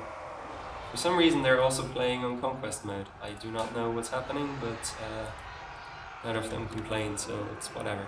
These guys need to go in there, or at least need to start shooting the Firebomb, because they're just wasting ammo on archers. And Azazel is undecisive what he's supposed to do. Meanwhile, Chaos is stacking infantry, never good, stacking everything in the middle, giving Imrik beautiful breath attacks. That was a weird, very limp charge from the Fireborn right there, who are now rampaged in infantry. Good, good, good. Not what they want to fight. There's also Severed Claw and Summon of Rage nearby, however they haven't realized yet that they could just go and kill the Fireborn.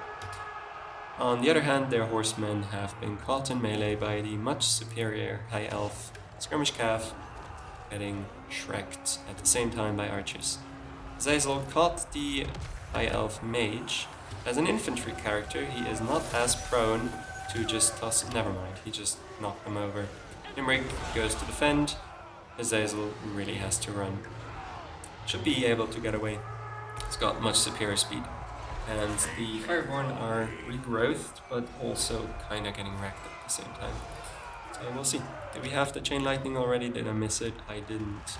Didn't cast that yet. High Elf Mage getting wrecked, Azazel getting wrecked. I think High Elf is coming out on top because Mage will rally and be at 100% fighting ability, which is just casting regrowth.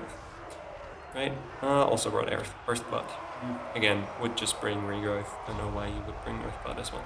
Beautiful Chain Lightning, killing off a bunch of archers, dealing damage to the Reavers. And the Skirmish Cav rallied in the background while the Fireborn are very close to routing. Now Azazel just... what the hell was that breath attack? Absolutely missing completely everything. Not dealing any damage. But Azazel offering himself up to be freely charged by Imrik. Let's see. Shouldn't be able to catch Azazel, but yeah, also air jank, so you can't never hit him. As long as Imrik's running, he'll be fine. Imrik. Azazel decides not to run and die an honorable death against Imrik instead. Big blob of Warriors of Chaos. Now, free charge for the Fireborn against the Summoners of Rage, who I think managed to turn around. Dealing some damage back into them? Yeah, beautiful. Dealing good damage back into the Fireborn, however, they are getting poked down by spears at the same time. Do not know how well they will hold out. And also, High Elf backline still beautifully clean, clear, and free to shoot at whatever. Oh god, those are chosen. I see now. Imrik being full HP, doesn't matter how many chosen you bring. Imrik will just cycle charge, breath attack, and generally dump on them. Summoners of Rage managed to kill off most of the Fireborn who just rallied as I said that. Fireborn, huh? Still being able to be healed. Let's see if Azazel can rout them, possibly even terror rout them. Because I don't think they terror routed recently. Yeah, no. They are chilling, and Azazel really has to get out of here before Imrik gets an attack off. Yeah, I think he's making it. And High Elf Mage healing himself, not a bad choice, just for balance of power and snipe ability. Not a bad choice. Now, Warriors of Chaos static builds will get shot, just shot over and over. No matter how much armor you have, no matter how tanky you are, if you don't have shields, you will eventually die to arrows. Yep, just writing off whatever infantry they can catch, but with Imrik being there, I see hardly any hope for a high infantry build. Lord of Dragon only is chosen, debuffing them. Ooh, nice shot from Azazel on the mage, but Azazel at the same time is getting shreked by Imrik. Imrik dealing no magic damage, so at least he's got some physical will now. Throw is infantry sized, big dragon chomping on him. If he gets out, he'll live, but if he gets out. Imrik just wading through many infantry and not being Azazel over. Cool. Now disengaging. You don't have to disengage here, just kill the infantry, it doesn't matter. No spears around. What's Azazel gonna do? Fly over to the High Elf kiting forces. not a bad idea. Imrik's probably gonna go back. Try to solve this pesky Azazel issue. However, the very accurate High Elf archers are managing to defend themselves quite well from Azazel. What's happening in the distance? Anything relevant? Nope. So all that's happening is here. Lots of infantry against big dragon. Boss archers. Doesn't go well for the infantry usually. Especially now that Azazel is dead. They will all receive a leadership penalty and be able to be terrorated. Even the Severed Claw is not ITP.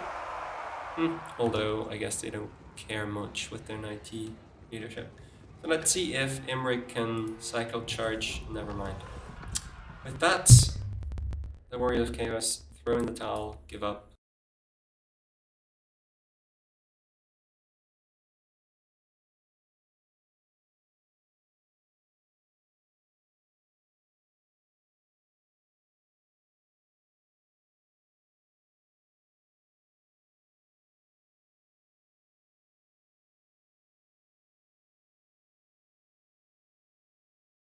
and I need to see the build.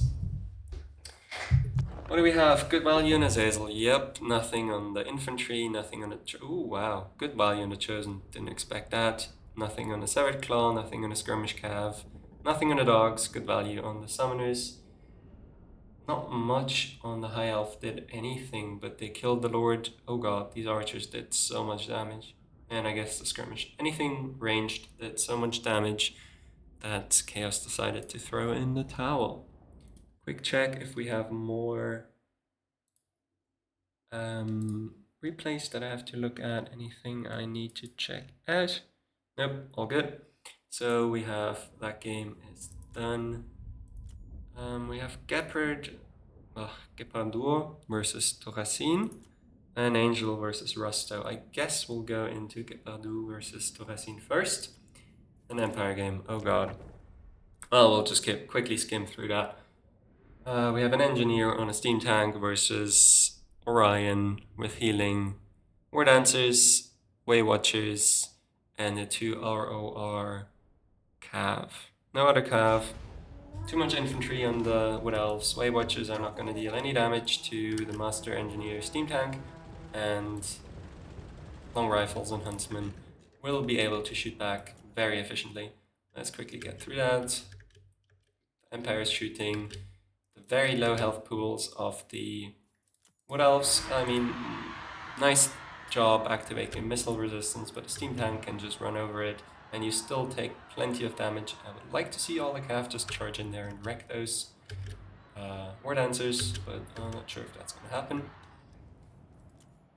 What else? Trying to shoot, not dealing much damage, no relevant damage into the Master Engineer, because you can just heal him. On the side, Knights of the Blazing Sun kind of shrekking the Wild Hunters. On the other side, managing to get in the back line, Lost Knights, catch up to them. Should be able to kill them. Fighting Orion, never a good idea, bro. Just heals when he gets low and is generally very tanky. But I guess Empire really doesn't have to care. There's not much here that can deal with a Steam Tank. I guess technically these ROR Knights... Oh, that was some corner camping. Damn it! That is very much rule breaky in my opinion. Gonna check if they want to replay. I guess they probably don't, but let's just get through this real quick. Lost Sylvan Knights route. Master Engineer gets absolutely fucked up by Orion. Wow. Orion fighting, but it's been stuck in spears, one of his main weaknesses. And with that, Empire wins. Gross. Gotta say... Gonna see if they want to replay.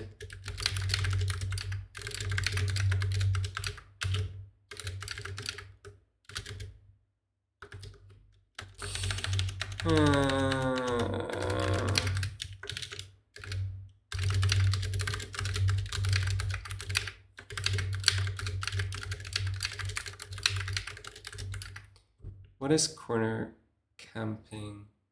Usually, I think it's a replay.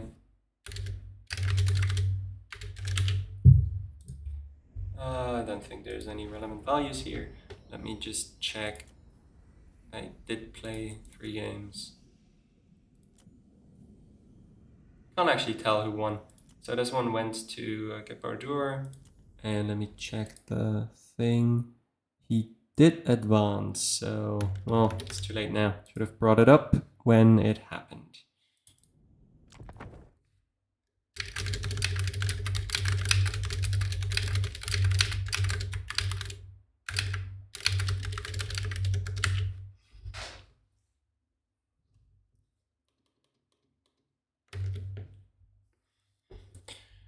Okay, second game, Grand Cathay versus Lizardman. We have a Grand Cathay box. Cannons, birds, lots of infantry, some shooting. Lord with slow and summon against Carmelian Skinks, awful unit.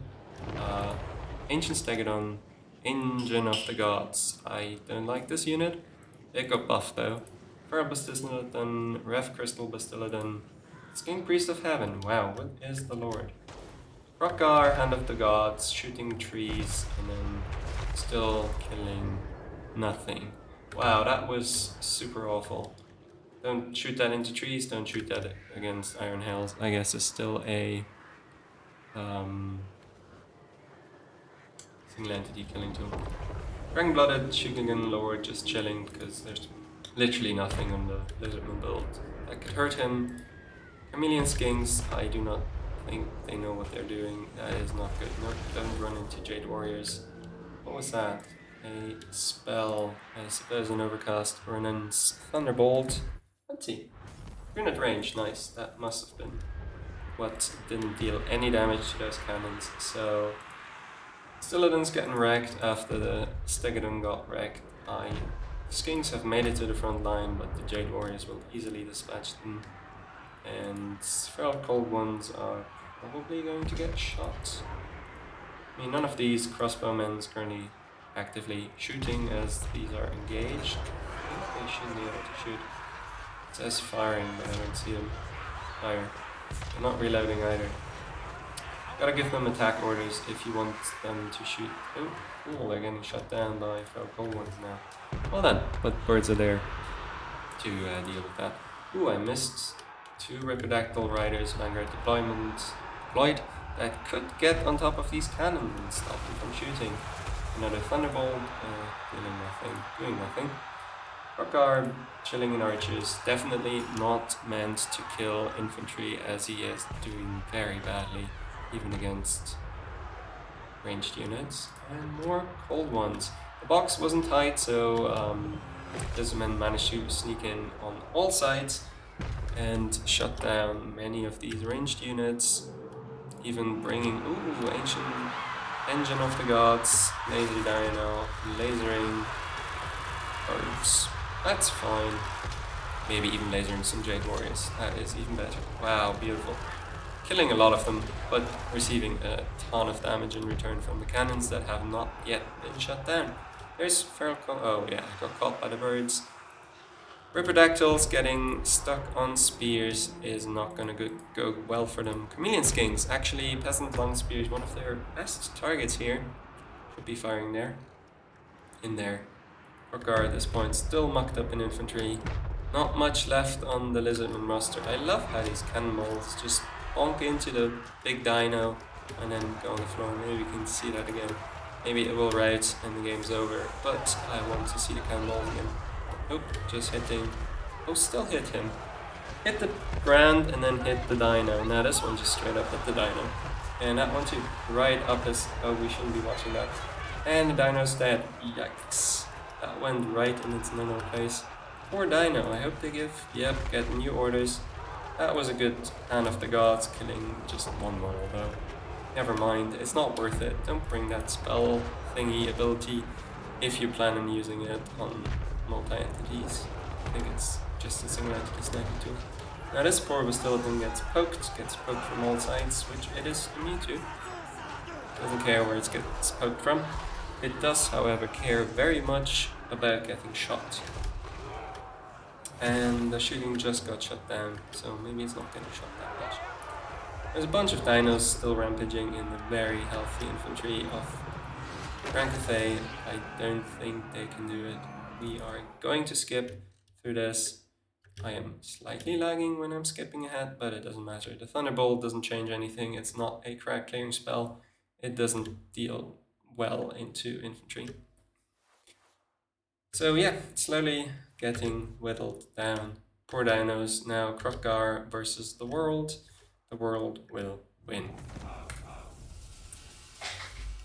Looking at values, I would assume good value on the cannons. Yeah, great value in the cannons. Void stick grades. Shooting, not great, but there was just nothing they needed to shoot.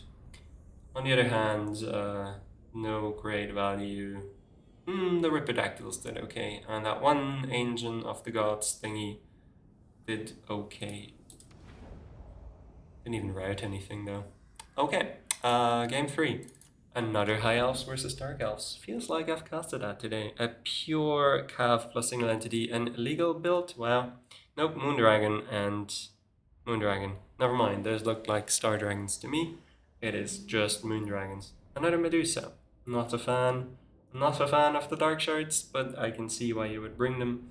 Definitely would never bring like dread spears into high elves, but he is lucky he brought them because they're good against all the high elf troops. Ooh, nice. Very quick start. Medusa dodging most shots and killing one model of Reaver Archers. Another Morathi game. Morathi this time even bringing Spiteful Conjuration. Very, very bad lore passive. Don't bring that. If you have the choice, never bring that. Also, Pit of Shades and Malkoths, don't know. You do have enough infantry killing power here to not need Pit of Shades, but there's also no infantry, so it doesn't matter. Just spam the Malkoths as she's doing. One should go on the Fireborn, but it's fine. These are, after all, the RR Lyran Reaver Archers. Losing a bunch of models to that. That's not bad. Skirmish, skirmish, skirmish. We will skip ahead of that. Nobody has time to see that. Lots of breath attacks. Okay, we're doing a skirmish plus breath attack game. That is... wow. Didn't think they would deal that much damage into Dark Shards, but apparently they do. Plus regrowth, Flock of Doom, and sort of techless. Techless. Lots of attacking rule breaks today. These need to be attacking. Whatever he's doing is not attacking. He's technically positioning, surrounding, maybe. Not happy with the gameplay from the high elf player here. It is going to be a long game, I have been told. And let's see, this should kill some models. That kill, maybe. Does the Malkoths kill models now? Is it low enough? It's at 47, 46. Yeah, now there's some dying models. Archers getting shot by and breath attacked on. But managed to get a volley off. Not... oh, wow. Not just not bad. That was amazing damage. Now, Dark Elves regretting they brought a immobile build. Only 2 cavalry. Having to watch the High Elves dictate all the engagements, shutting down their archers with superior range. Well, wasting ammo into big swords. Not great, but who cares? That Dark Shard should not be here. That Medusa should not be shooting Cav, but I guess there's nothing else to shoot, so might as well. Only Silver Helms, they should be able to get out easily. Yeah, Fireborn. You know what, you really need to rotate. All of this is currently just doing nothing. Doing absolutely nothing. Oh god. But at least that's a good Malkoths, good charge. These Fireborns should lose a bunch of health, maybe even models. Morathi could get engaged over here. Okay, breath attacks. Big breath attack. Yep, that was a breath attack, dealing 90, well, more like 60% of the Cold War Knight's health in damage. Oh god, and these ones are getting wrecked by the same thing. Absolute carnage. All the Dark Elf Calf is straight up dead. All the Dark Elf Dark Shards are straight up, well, kinda dead. Now all that's left is infantry, and infantry do not usually win fights or battles anyways. So let's just watch them slowly be cyclo-charged to death, or maybe Flock of Doomed to death. Maybe Morathi can Malkoths spam the Fireborn away. Or maybe they'll get a regrowth and be at full strength again. Nope. Ooh, yeah. Good. Some damage in Teklas, that's always nice. Now dragons get to go in and do whatever they want. Infantry can't hold them. Dark Shards taking a bunch of damage, being undefended, unsupported. Why are these Dread Spears here? Why aren't they here? But what are all of these units doing? Just nothing. Fireborn at the same time, dead. Malkoths, and I suppose Dark Shards. Killing them off. 13 models, 7 models, and 60 HP, 5 models, still completely fine. Now here we see why the Dark Elf Calf is the best Calf in the game, because Elf Calf loses 2 Dark Shards in melee. What doesn't lose is a fucking Moondragon. We're charging Red Spears dealing no damage. Actually, maybe it loses. I do not know. Now that was a better charge attack. However, I don't see it deal a lot of damage. Morathi, please do something. You're really needed here to carry this game. On your back as the last hope for the Dark Elves. I think that's all the shooting. Nope, there's a tiny bit of shooting left. Morathi getting, oh god, killed by Moondragons. Oh, attacked by Moondragons. She's not really getting killed. And Reaver Archers getting Malkoths spammed. Now, Dark Elves are just trying to... I don't know. They're not really moving much. They really need to blob up or at least defend their archers in some way, but the Flock of Doom spam has almost killed off the Black Guard at this point. Highborn are gone. Cool. And so we just have Silver Hands left and 2 dragons. If Marathi manages to survive, I don't think they can kill this much infantry, but with Infinite One, yeah, this one, Infinite One and Flock of Doom might just be able to. Yeah, charging, picking off things one after another. Dark Elves still not unifying their forces, but against Flock of Doom wouldn't even be that good. This time, High Elves have no multi-entity forces left, so at least one of these guys really has to stay in combat, which I think I have no issue with, because they are kinda probably maybe chain writing something. Marathi should go after this guy. Miasma, not good. You have no Soul Stealer? No. I guess Miasma is the best you can do. Miasma? Whatever you call it. Guys need to rotate up, spread out a bit, surround, and really run Marathi. Let's see if the dragons can carry it. I don't know if they're actually good enough into infantry. Taking damage, at least, slowly but surely. Bonk, bonk, getting surrounded. Where's these Flock of Dooms that are supposedly gonna wreck them? There's a regrowth. Not sure, I think Flock of Doom would have been better. Marathi still trying to unsuccessfully fight Lord. This is illegal, you cannot do this. One of them needs to keep fighting. You can't just switch targets to Marathi. Ball breaks, please. Yeah. More fighting on top of spears and Moondragons should be dying slowly but surely. Another Malkoths, another Flock of Doom. Medusa is dead. Once again, switching targets really not cool. Really have to keep them engaged. And really, you can't disengage like this. Super illegal. Many attacking rule breaks. This, even if the Dark Elves lose now, would be Dark Elf win. But I think at this point, the Dark Elves got this. There's just too much infantry to clear out. If Marathi doesn't suicide, as the Dark Elf win. We are just fast forwarding through this. Nope, Marathi died. Dark Elf might chain route, and they do not. They win. Ugh, gross.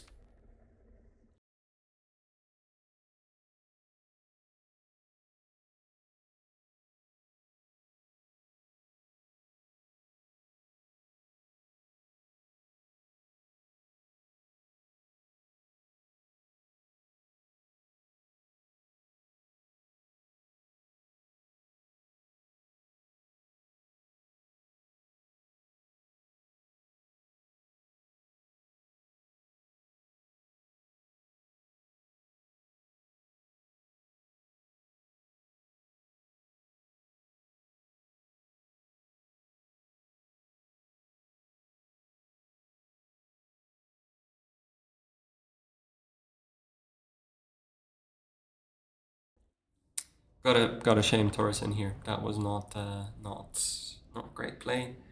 Not very rules. At least Marathi got 4.5 value. She did well. Dark Elves did okay. After all, Dread Spears won that game, even though I shit on them on the loading screen. Cool. What do we have? We have Angel versus Resto next. How's the tournament going? Angel semifinals, Pigment semifinals. Waiting for the others. What is? Yeah, Borain sending me a game. I'll just cast that eventually. Let me just move that around so I don't forget it. And that goes here. I can now delete those. I don't know who Pigment played actually. Pigment played Scarbrand. So do we have both of these or just one of these? Pigment versus Scarbrand. I can also delete that. I only have that one game. But since he won that, he being Pigment, I guess he won the whole thing. What else do we have? That one, I casted these. Let's see if I just refresh this. Yeah, no, I still have that one. Cool, gotta delete this. And now we have 3 games of Angel versus Rusto and then Borain versus Kipadu. Only 1 game so far. I'll wait until I get the others. And meanwhile, I will cast Angel versus... Oh, I got both. Cool. Or at least got 2. Don't know if Rusto and Borain... Nope, who's that? Borain and Kipadu are still playing. So, again, let's go. Watch this. It is Angel versus Rusto. High Elves versus Siege. I kind of started the stream off with this, saying this is the optimal build. This is the optimal build. You only need Zangoers and Senegors, the hero Lord Squad, and a nice caster, probably even bringing the Skull of Katami. Yes, beautiful. You really don't need two spells. It is absolutely wasted. You only need Final Trans and Skull. You will not manage to get value from Searing Doom.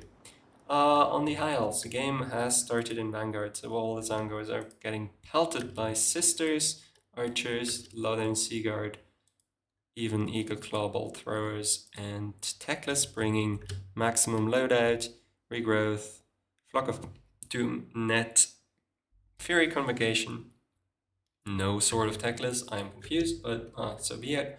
Silver Helms, Fireborn, some Spears. Yeah. Siege really has to get engaged before they get completely wrecked by all the archers.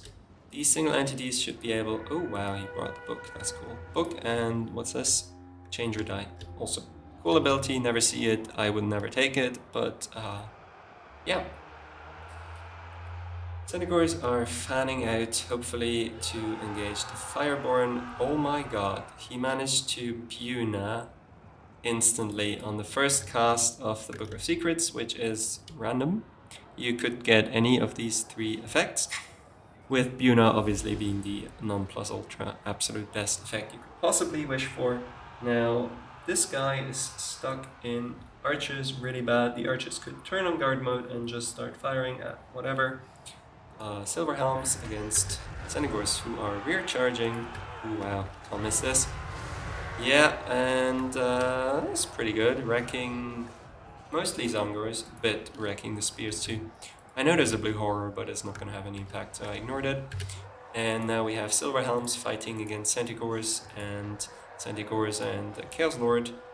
Fireborn already being killed off entirely by that Fate of Buna plus Centaur charge. Now here is a Searing Doom that I was saying don't do that. You really need just the Final Transmutation, but I guess he was thinking Techless is dead anyways, might as well start clearing out infantry. But Final Transmutation is also great against infantry. Just cast on a big blob, gonna do fine. Yeah, that's over. Fireborn got shreked by that RNG, and now Centigors are running rampant through the back line. Zangors are very, very slowly winning the front line, not sure, but together with the Senegors, you can just recharge the spears and kill them off. Wait, what? Somehow Techless got free. I don't believe it, but somehow a net managed to free him. Now, doesn't matter. Team just piling on, killing everything in a big pile of red, and even though you have Flock of Doom, it is not going to do enough to clear it out before they track all the archers. There's one Lothern Seaguard left. These two could easily just walk over. Also, it's not shooting. I don't think it's been given orders to shoot anything valuable. You have to give your archers orders. You have to give them orders to shoot the Senegors. Anything else is not going to give you value. Yeah, just ignoring these Lothern Seaguard, getting on the back of the spears, making sure to ride the front line so then the Zangors can go and kill the Lothern Seaguard. Very, very nice play by Siege. I guess he's just spamming whatever spells he got. Still haven't seen a Final Transmutation. I think he also forgot the skull. But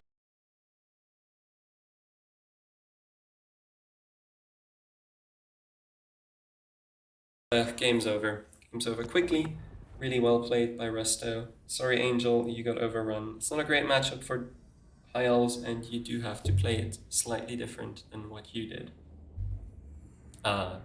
No expensive archers, lots of Lothern Seaguard lions to kill the Zangors, and Kiting Cav to kill the Centigors.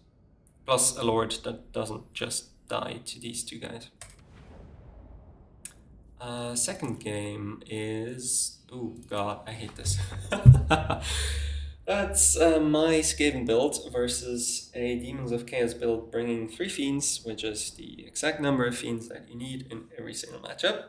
And yeah, I played this in the Warpstone Cup against Seagulls. I lost due to Demons of Chaos kiting my heavy halberd troops and eventually cycle charging Lord Skrolk and the Warlock Engineer to death. Skrolk bringing, yep, just summon, Lieber, Rod. Oh, he also brought Stand Your Ground. Not agree with this, but whatever. And Warlock Engineer brought just Flensing Rune plus Mortis Engine. We got a couple of Rat Ogres, we got a couple of Plague Monks. Plague Monks are there to kill the Furies that land on your Ikit Zap Zap. The Plague Monks need to stand on the Ikit Zap Zap to do that job. If they're over there, the Ikit Zap Zap will die to the Furies rather quickly. Slingers, yeah, they're fine. Plague Monks need to be here. Storm Vermin are not going to do anything here. Somehow Ikit Zap Zap is moving instead of shooting the Rampage Caster. Ooh, that is interesting. Also got Phantasmagoria. No... no Arcane Conduit. There's no way he's gonna cast both of these spells. Please stop bringing 2 spells if you can't afford them. What's happening here? Furies are skirmishing. Dwarf Thing Menace. Very not agree that you bring this. It has armor sundering against a faction that has no armor. Just bring irregular Doomflayers. Also in my tournament, if I remember correctly, you're allowed to bring 2 of them. Good Rampage on the Ikit Zap Zap, dismounting them, dealing a ton of damage, and now they get to return and shoot. I don't know why these Clanrat Spears are running out, but we have a Lever plus, I guess that's an Overcast Flensing Rune on the Lord, dealing a bunch of damage. It is good, it's chip damage however, it is not going to decide the game. Storm Vermin, Rat Ogres and Doomflayers fighting Fiends. Furies at the same time, diving the Ikit Zap Zap. Really good dive, they will kill it, I think. However, ooh, nice red. I think if the Plague Monks were on top of it, they were gonna kill the Chaos Furies much quicker, but they still managed to kill them rather well and rather quickly.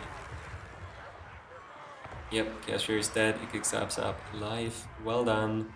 On this flank, I do believe Skaven are losing, but I'm not 100% sure.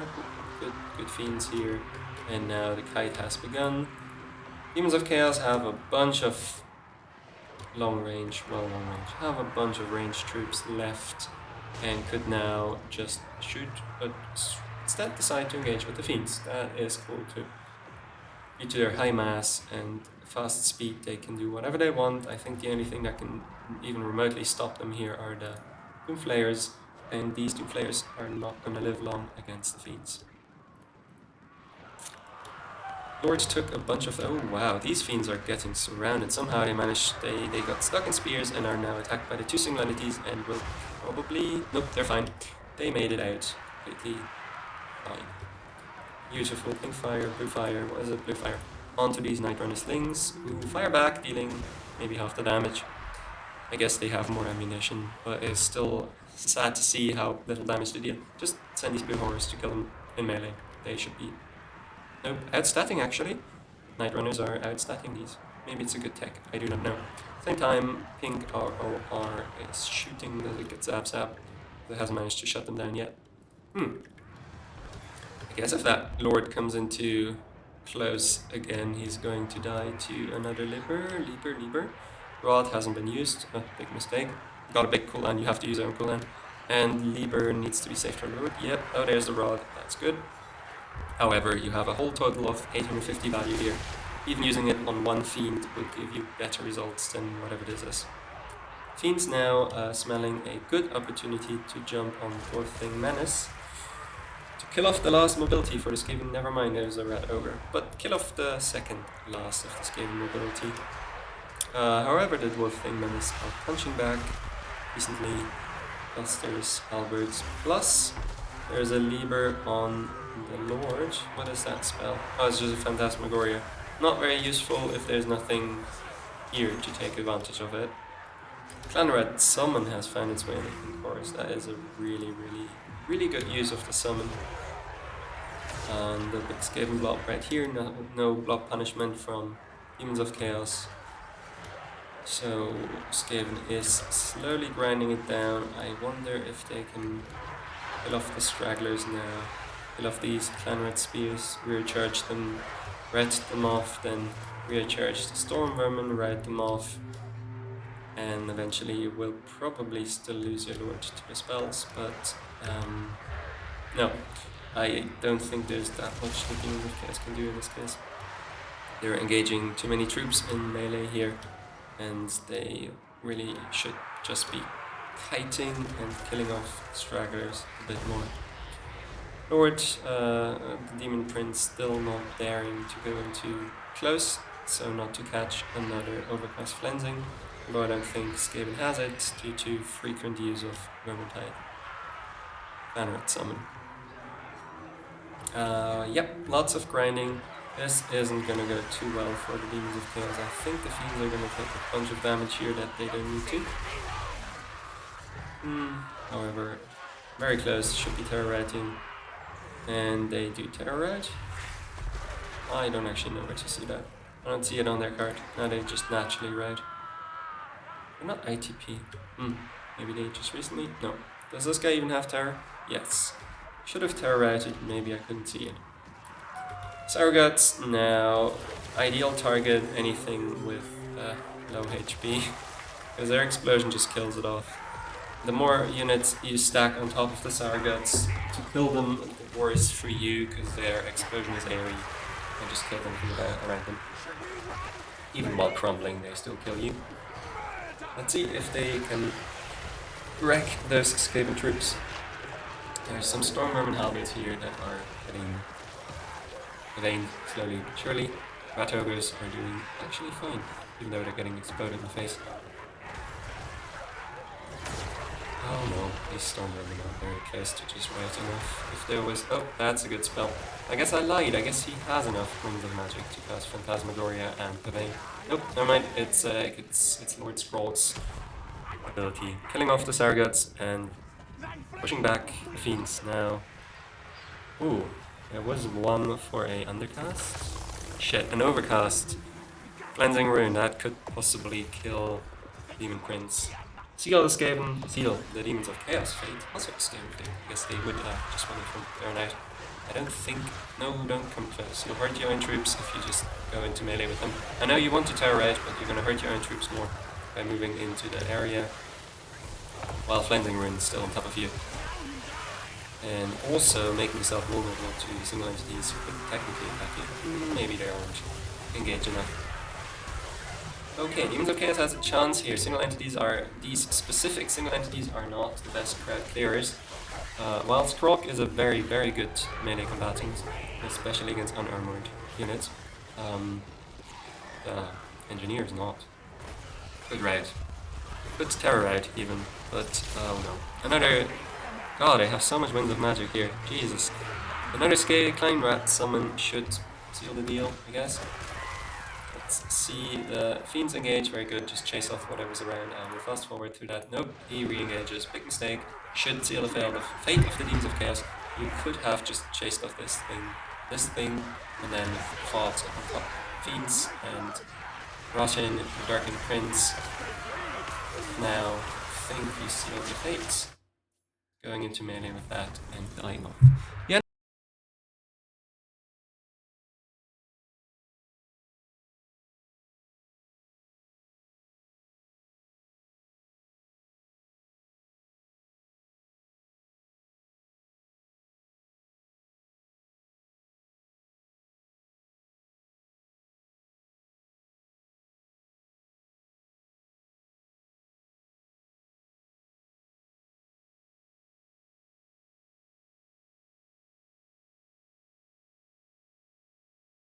No, that was very much anyone's game at the end, and Demons of Chaos just messed it up. Could have won there. Going into game 3 of Rusto versus Angel, we have Kislev again. Somehow it gets through the 2 global bans. What the hell? Okay. Kislev getting through 2 global bans and facing its arch nemesis Tomb Kings. I've always been saying Tomb Kings are great against Kislev, even more so now with their buffs. I do not like halberds, I do not like archers. I think you need a Bone Giant, and I think you need at least 1 or 2 Shanti regular, fight all the armored Cossars, but we'll see how it goes. We got Akshina Ambusher ROR, we got Streltsy, not great, very much unshielded, very low HP compared to the other troops. a bit more than Akshinas, but they're not invisible. Very easy to shut down. Good armor piercing damage, but very low rate of fire. I guess they were brought to deal with the Shapti Great Bows plus the big constructs, which Tomb Kings brought 2 of.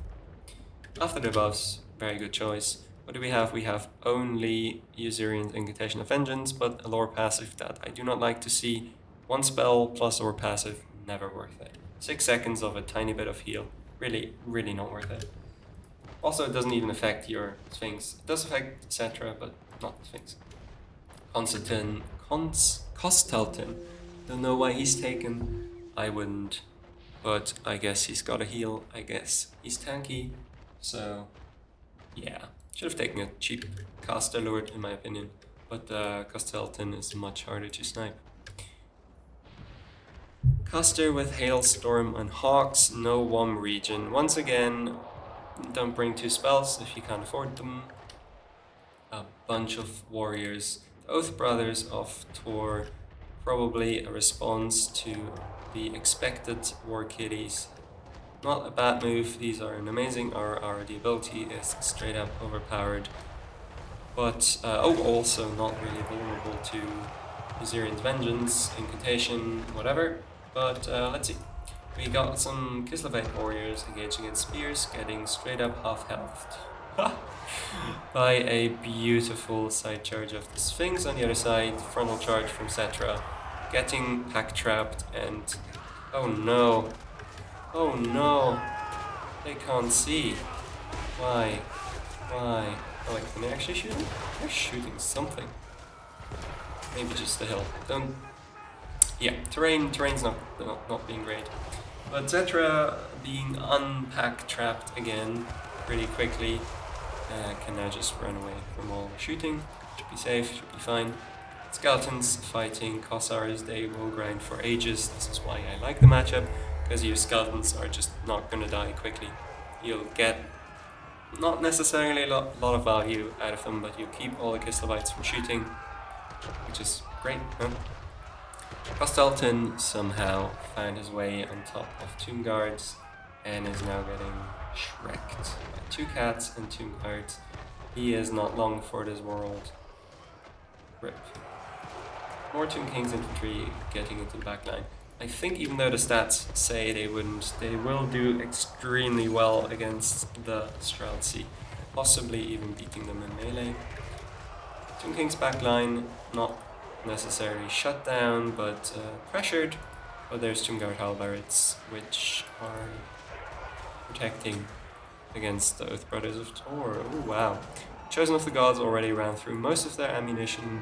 Shapti Great Bow through half of their ammunition, now wasting it into a foot character, which they cannot possibly hit. Yep, there we go. Skeleton Spears, plus I guess they're being shot. Killing Streltsy. Shapti just being summoned, then summon them on top of a unit, summon them behind a unit so they can rear charge it. Finally, the first skeletons start to crumble 3 minutes 50 into the game. Until then, all these Kossars have not been doing much. Just killing skeletons, I guess. Yep, Tomb King's in a commanding position. Everything that Kislev has got is slowly getting ground to dust. Slowly getting killed off. Here you see how great these Shapti are doing against infantry. This is why I like to bring 1 or 2 regular Shapti just to grind through the armored Kossars, Streltsy, whatever Kislev brings. Kitty is getting distracted, really needs to kill her, stay on her, proccing her army passive. Wow. At 80% health just by nuking her with lots of damage, giving her that shot by missile debuff and terror routing her, proccing the army passive. Cetra just casting the spell on whatever he could find, because it really doesn't matter at this point. Oath Brothers getting their army passive proc. Everything is almost routing. There's some useless Kossars in the back, which can be killed off with 1 or 2 charges from the cats. Some Kislevite troops have rallied, but they will not have any impact in this game. And yeah, this is over. There should still be Ushapti Great Ghosts, or maybe they got killed off. Oh! Somehow I missed 1 whole Ushapti Great bow getting killed off on top of Tomb Guard halberds. However, it doesn't matter. These 3 Tomb Guard halberds could kill off the rest of the Kislev build, but they don't have to, because there's still a lot of Tomb Kings left. And army losses. Cool. GG. Tomb King's still a great counter to Kislev. GG to Angel for winning this best of 3. Now we have Bahrain versus Gepardu, and I have 3 games with the third one just coming in. Gonna have to delete the others just to make some space so I don't accidentally recast them. We're getting a lot of battles here. Who would have thought? Tournament's still going strong. We are in the semi-finals. These are not yet the semi-finals. These are just 3 more games. Cool. Beautiful Chaos Dwarf build. Skullcracker with a Direct Quake Mortar attached to it. 3 shotguns, a random Bull Centaur render, the Dwarf Warrior ROR, and a Castelord. Not enough goblins, but goblins mixed with orcs. And what's he got? It should be the Beltaros. And it brought Lore of Hashut, Dark Subjugation, Burning Wrath. 2 spells you never see because they are bad.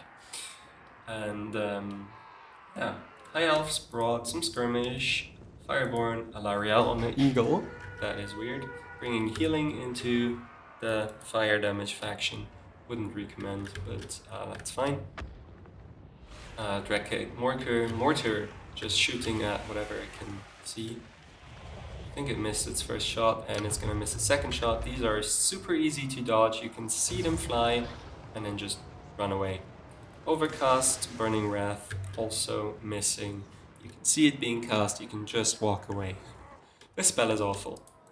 90 range, Blunderbuss is not going to do anything against 140 ranged Illyrian Reavers. Let's see if he dodges this shot too. Yep.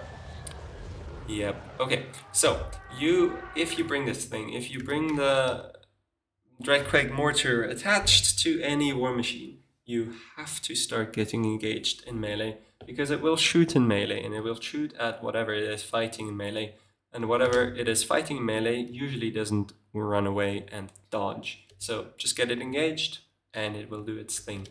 It does not get stuck. You can just fight at whatever, against whatever lions, cav, lord, single entities. Just go in and enjoy. Okay, more shooting, more skirmishing. So far, so good. I think High Elves don't have to get engaged. I think they could really just shoot all their ammunition, because because Chaos Dwarves are not doing anything. Completely missed Breath Attack from the Sorcerer Prophet. Lariel brought no Tempest. I would have loved her bringing not just Earthblood. She has a WOM region ability. If she brought it, she didn't. But if she brought it, she could have brought Tempest. Tempest is amazing against Chaos Dwarves, because all their good single entities are flying. Yeah, you should bring that spell. Now, the Sorcerer Prophet is AFK, same as these poor Bull Centaurs who are getting charged by the Fireborn, who are healed up, who are just wrecking them. Another Burning Wrath doing absolutely nothing. Great, now... Ooh, but the Blunderbusses get to shoot. Oh yeah. They could deal some good damage, however, I don't think they have enough. They don't see enough. They don't usually care that much about allies blocking them, though, so they might just be shooting anyways and killing those wonders. Alariel is now stuck in melee. If you notice, you can move her out here. If you don't notice, she will die. She gets pushed away. I'm sure she's getting some movement orders now. Janky jank is happening, and wow, these blunderbusses are dead as hell. Just getting shot by 3 archers, I suppose, even though they have silver shields and armor. It's not enough. Or possibly might have gotten Dreadquake murdered on accident.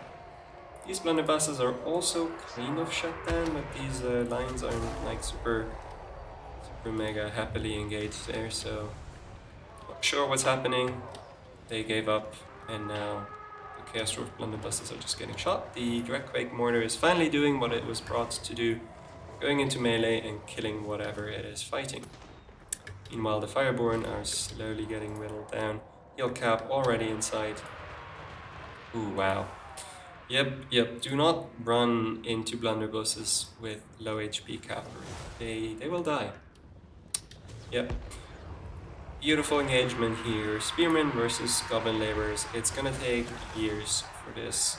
The Goblin Laborers will die, the Spearmen will not take damage, but it is taking so long, it is so incredibly inefficient, which is why I advocate you to bring 5 Goblin Laborers in the high elf matchup. Big engagement here. Oh, not good engagement here. Blazing Beards against Fireborn. Fireborn dealing fire damage. Oh, both have fire resistance and fire damage, but the Sorcerer Prophet killing a bunch of Fireborn models with each hit. I'm missing all the Dreadquakes, I know, but that doesn't matter. This is happening anyways.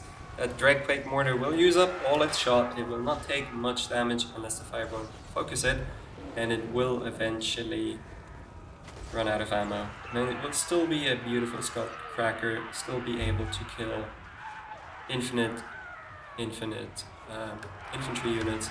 It's currently having some issues moving. Doing a sick spinny move, and then just keep moving, ignoring these monstrous infantry that try to shut it down. Back on the other side, Sorcerer Prophet living his best life against many multi-entity models. He loves fighting that. He isn't bad against single entities, but he has amazing animations against multi-entities, so he does not fight here. All Centaurs have to get out of here, shouldn't be fighting spears. Yeah, but at this point I think the game is pretty much over. There's nothing left on the high elf side. Somehow, even though he brought worst possible spells, he managed to get some decent value, shooting Burning Wrath into high elf infantry and cavalry. Dreadquake Mortar doing whatever the fuck it wants, getting infinite kills and infinite value. Nothing here to stop it. Sure, Rahagara's Pride is trying their best, but another Dreadquake shots going out. Beautiful. Killing off the blunderbusses entirely. And also the Heralds of the Wind, so probably worth it. Who knows? Giving it more and more kills. High Elf was running low on everything. That thing has terror and has insane shock damage, dealing multiple hundreds, if not thousands, of worth of damage. Every single hit, every single shot, so whatever it hits will rout. The Terror rout will naturally rout, and then Chain rout will happen, and that should be it. Let's see. Chaos Sorcerer Lord living his best life, still on full HP, probably would be able to carry the whole game by killing everything off by itself, but it doesn't have to. Still a lot. Oh my god. Killing off the rest of his own army just to make sure he and the Skullcracker Dreadquake Mortar get all the value. This is a game of pure friendly fire, and the Chaos Rogues are loving it, as am I. This is beautiful. Don't agree with the units they took, don't agree with their gameplay, don't agree with the spells, but I can't hate them, because it is looking so beautiful. Fast forward through the end game, nothing here can stand before the Skullcracker and Dreadquake Mortar, and a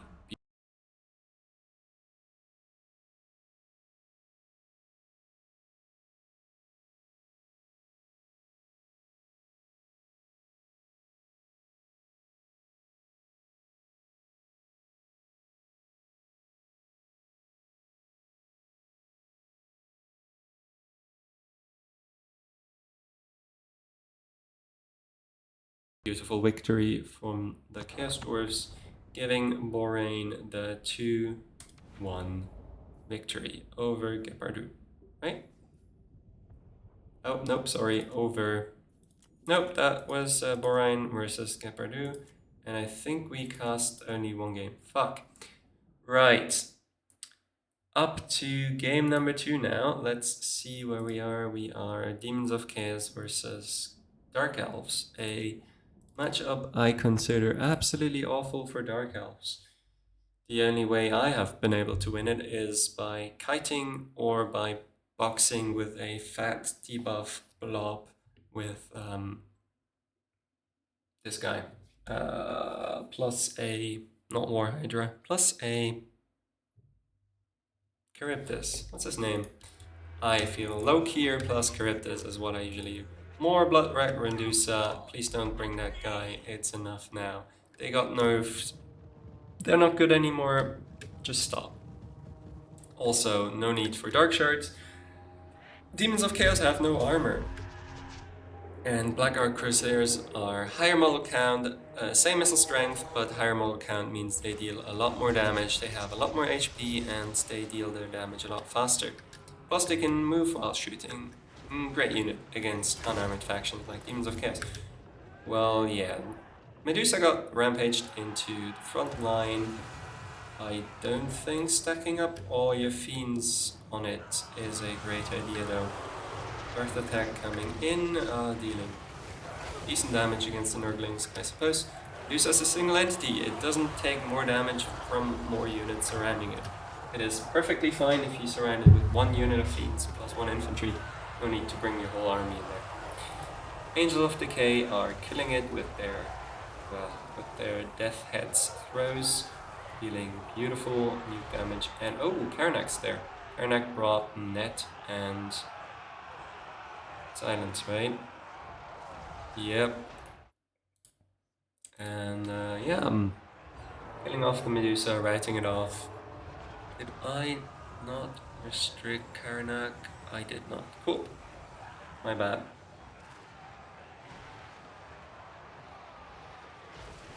I guess. Oh, fiends are limited to 2, so why do you keep bringing 3 fiends, guys? God damn it. I guess these are just 2 fiends, so this is fine. What's happening here? Furies are getting sacrificed to the Dark Elves, not Dark Gods really. Chromatic Abominations running into melee. Sargots just shooting at random bleak swords, not efficient. And Lokier needs to get engaged. These Angels of Decay will kill him, their shooting is extremely strong, and these bolt throwers that are constantly shooting them are not dealing enough damage. Big flank overload on this side. Lokier bravely diving in. Huge mistake. He is maybe going to die right here, but there's such a giant volume of fire coming in. Could go well. Let's see. Depends on how much these guys are getting obstructed. Never mind, Demons of Chaos decided to just fuck off. Now, Bleak Swords, Dread Spears are gonna clump up on these Sargots, probably both getting killed by them. The Angels of Decay are making sure that Medusa never comes back. And what else do we have? Chromatic Abominations should not be in melee. Big Swords are far superior combatants and will kill them rather quickly. Also, this is bad. Don't stack infantry. Dark Elf's super wide build is now paying dividends, and Demons of Chaos are slowly running out of units. There's still this big blob, but this big blob cannot deal with Dread Spears. Even just 2 or 3 Dread Spears will win against these. They can't cycle charge enough. Now Lokier will miss his breath attack right here. Okay, he's actually hitting it. Sorry. Fiends are dying, Seekers are dying, not Fiends, and good breath attack. Sargots still holding out. Big clump of Dark Elves here. No blob punishment, but Karnak gets a free pass at the Sorcerers of Death. Nothing here. Possibly stop or even just bother him. He has very good mass. Now these Red Spears are rushing in. I think the Sorcerers of Death not getting it. In my opinion. We'll see. Fiends need to be engaged by these Dark Elves while Lokier is dealing with whatever's happening over here. Sargot's still chilling. And what's happening? Oh, she managed to get out, needs to get out of range and keep spamming Spirit Leech on that caster. If you kill the Lord, it's much easier to res or crumble or disintegrates the rest of the Demons of Chaos army. Fiends having to fight against a big blob of Dread Spears is definitely not their happy-go-lucky, happy place, whatever. So they'll decide to try to go for Lokier, who just lifts off, so that guy's gonna die, surrounded by spears, unless she is microed out, and she is. Karnak, at the same time, managed to snipe out the caster, finally getting pulled off. However, at this point, I'm very worried for the Demons of Chaos, as there's just nothing left to kill Lokier, plus spears. So let's fast forward a bit. Lokier, fiends going into spears, trying to cycle charge. Lokier just killing off one fiend after another, slowly but surely whittling them down. That Lord, I do not know how, got herself surrounded again by spears and is paying the price. And for whatever reason, Karnak still hasn't managed to kill off the Sorcerers of Death. Very sad. He is made for this, and now she dies. At the same time, Herald of the Slaanesh almost right. Manages to get your leadership back by getting good charge and getting a charging leadership bonus, but now she's surrounded by Dark Riders once again. Oh god, crumbling army losses hit. And that shall be it. Dark Elves win. Well done.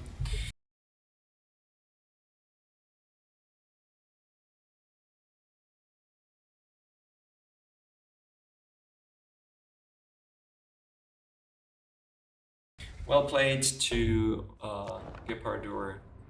Good build. I don't hate it. I do hate that Demons of Chaos build. Norglings are not going to do anything, and neither are Seekers. You really need a way to deal with mass amounts of infantry. I recommend Bloodletters. Good unit. Good unit against Dark Elves. Alright, moving on to game number 3, Gepardur versus Borain. Borain going for Norska, Gepardur going for Tomb Kings. Used to be even, now with Tomb Kings getting these new constructs, I don't think it's great for Norska anymore. Although, you gotta say Norska is an expert at killing large single entities. Unless you meme. You meme way too close to the sun and bring Wulfric on his chariot. Big mistake, don't do that. Always horse, never anything else. What else we have? Good amount of Jav Hunters, one more or less is perfectly fine. I would bring anywhere between 3 and 5 in any of my Norska builds. Cold Voider, always amazing. Extremely cost efficient dragon. And what else do we have? Fire Sorcerer, just Burning Head, plus Kindle Flame to kill all the skeletons in the world. Ice Wolves, Skin Wolves, and that's it. Of course, Marauders. Tomb Kings brought the Chariot of the Gods. Okay, cool. We're all memeing today. Perfect. And Eyes of the Desert, Horse Fangs, and Chosen of the Gods. Kinda love that build, you know. This is Chosen of the Chariot of the Gods versus Wulfric on a chariot. That must have been a boat right there, and here's the Burning Head that we all waited for. Coldwater got a breath attack off now. Hopefully realizes that he's being shot by the Eyes of the Desert. Does not have healing, any damage that he takes, he's stuck with. Wulfric slowly approaching infantry and waddling. God, chariots, huh? The horses are killing off the skeletons as Wulfric's model is not engaged, so the only thing that gets to fight are the horses. And yeah. What else do we have? Cold Rider realized he was attacked by the Eyes of the Desert, who could beat him in melee if they decided to, but they wanted to fuck off.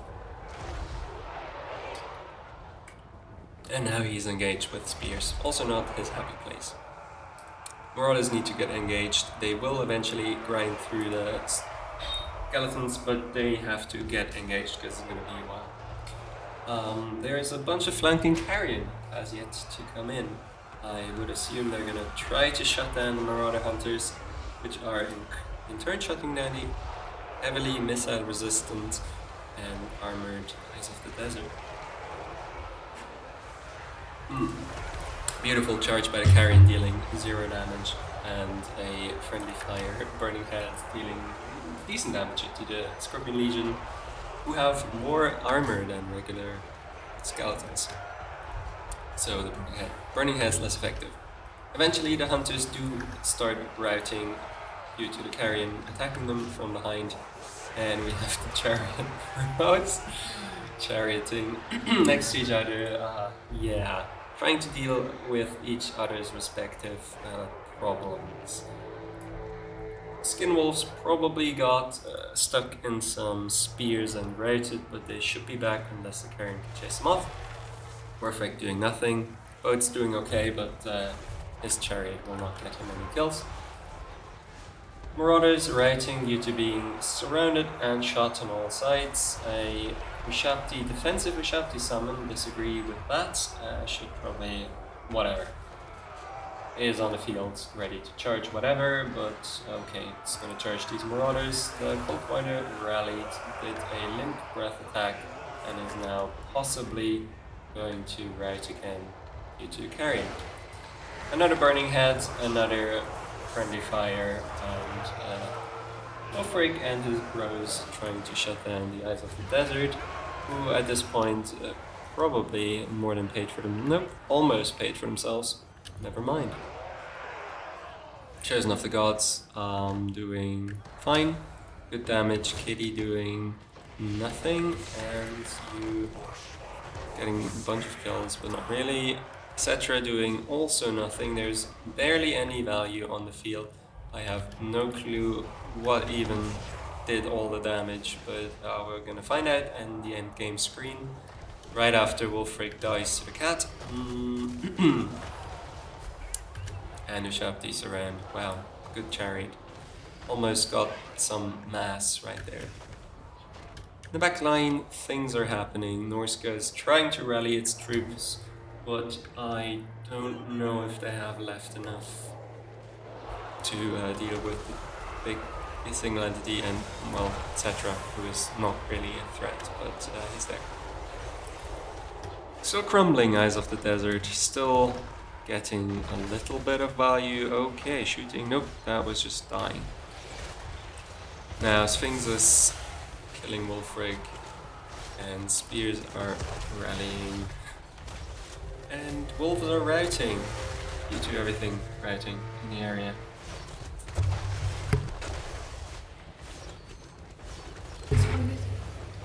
Yep, wolves getting killed by the much superior cat of Tomb Kings.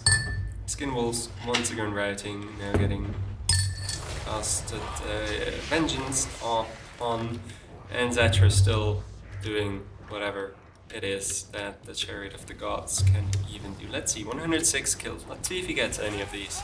It's a rear charge, it's a clean rear charge. Still 106 kills. Okay, you got 4 kills, 5 kills, and that was on a clean rear charge. Now we're up to, okay, 14 kills from that charge. Awful, awful chariot. Ulfric gets ratted off by the worst things, and that should spell the doom of the Norskins, because I don't think one singular skin wolf can do it. And they throw in the towel. And that should be it. Gephardur advances. And I can see what, if there's even chat. Oh my god, there is a lot of chat. What is happening? Not much. Not much. I got a bunch of replays. Okay, random replay from Olaf, and that is not a replay, but I think I 8 replays for now. Yep, let's see what else we have. I have Olaf sent me one, Borain sent me a bunch. Let's just take the replay from Olaf, and I will figure out later from where and when that is. Lots and lots of replays tonight. Dark Elves versus Skaven, Olaf versus Angels. That should be the first, oh yeah, that is the first semi-final match that I got. Nothing else happening. Let's see, anything in the chat? Have a very hot tea here. Owie, owie, ouch. Nope, nothing in the chat going on, so let's watch this replay. Olaf on the Dark Elves, bringing Lokir probably again. Not 100% sure if that was the same thing, but going very spicy with Doomfire Warlocks against a Skaven build that is woefully unprepared for Doomfire Warlocks. Usually, if you see any amount of globes, that would be the end of any Doomfire Warlock. But Skaven brought none, so the Warlocks should be just fine as long as they don't run head first into raised spears. 40%. This is why I and why people bring them. They have 40% physical resistance. 49 weapon strength is amazingly high with 60 models, and Frenzy. Lesser Doombolt kills infantry models, especially on tightly packed infantry, like Storm Vermin. And Soulblight is just fine, and they get 2 of each. We have a Sorceress of Death, Buna, Spirit Leech. Buna got nerfed. I'm not a fan of that spell anymore. And she's currently dodging. While Lokir's getting shot by Storm Demon. Not a anti-single entity tool, I would reckon, but it's doing okay. Only Flensing Rune, no Howling Warp Gale. So Lokir is free to do whatever he wants. Please dodge. There we go. Well done. Dark Elves are slowly advancing. One Manticore for terror plus Lokir for terror. I don't think she should be on a flying mount. I think the sorcerer needs to be on horse, so you can duck and weave on the hills. Dark Elf forces are approaching from the back with Dark Riders and Doomfire Warlocks. However, the back is firmly protected by Storm Vermin. Not the best road of approach. And now that is a good target. Casting the Flensing Rune not on the Dark Elf Lord, but instead casting it on the caster, who is much squishier, much more of an issue anyways. And trying to snipe her with the Warp Lightning Cannon while she tries to Spirit Leech it to death. Here didn't miss a breath attack yet. Don't know why these Dark Riders are so dead. I think the Night Run has got to them. And she is possibly going to rout. Depends on if she gets continuously shot by the Warp Lightning Cannon or if Loki managed to get his shit together and finally kill that thing. Okay, Manticore is doing the job, that's fine. Manticore will get instantly shreked by the Dwarf Thing Menace, Storm Vermin and Rat Ogres, but the massive amounts of Dark Elf Cavalry are now fainting a charge, smart, because charging in here was a gigantic mistake. Sorcerer is still alive, returning now, continuously keep Spirit Lurching Ikit. Loki is also trying to kill Ikit. I don't think that's the right way. Ikit will not rout at high HP, not even at very low HP. He's got plenty of leadership. Let's see real quick. Ikit Claw, 65 days leadership. Yeah, he's got plenty of that. Don't try to write him off. You gotta kill him and kill him in the end, because he's a very tanky boy. Oh my god, dealing a lot of damage to Loki in melee, which I don't understand. Shouldn't be. Even honest, casting an undercast Flensing Rune, not worth it. Always overcast. It's just much more one efficient. Now this I like, running around the Storm Vermin with your cavalry, but not really. Getting stuck, not great. Doomfire Warlocks also not charging, but just getting stuck on enemy units, and these Dark Riders finally getting activated. Another Doomfire Warlock here just being surrounded by spears, not very happy. And Lokir somehow, the dreaded duelist Lokir, losing the melee fight right here. I guess he's surrounded, so fair. Dark Elf Murderer's Prowess popping, and with that they receive a giant boon to their stats. Leadership's the most important thing, honestly, about this thing. 15 leadership, giant buff, and should be much better now. You gotta get these guys on the radar, isn't it? Some Night Runners still chilling, and the Sorcerer's dodging a Storm Demon, very well done. Now just chasing after Skin Slaves, probably just regenerating some Winds of Magic while staying out of range of any danger. Smart. You want her to cast Spirit Leeches all game. Ugh, and Ikit Claw just duels the dreaded duelist again. Dreaded duelist ignores Ikit, or maybe not. Yeah, doesn't. Yep, nope, that is too late. You are now stuck in melee. Look here. You're gonna take a lot of damage and possibly rout. Very sad. These Doomfire Warlocks and these Dark Riders could help, and they are gone. Meanwhile, in the back line, Big Swords fighting perfect targets to Storm Vermin, but there's also lots of anti-infantry tools here. Rat Ogres are actually really good against any infantry unit of the Dark Elves, because they have low mass, low HP pools, and die plentiful on the charge. That was a beautiful breath attack by Lokir, killing a whole lot of infantry, routing them, making it much easier to terrorize those Rat Ogres, and then naturally rout them too. Now that's another undercast Flensing Rune. Yep, get Loki out of here, otherwise all the other units are going to die too, but it shouldn't be too damaging. Dark Elves are slightly cleaning up, however, somehow the balance of power says they're not leading. I disagree. I think the Dark Elves are in a very nice position here.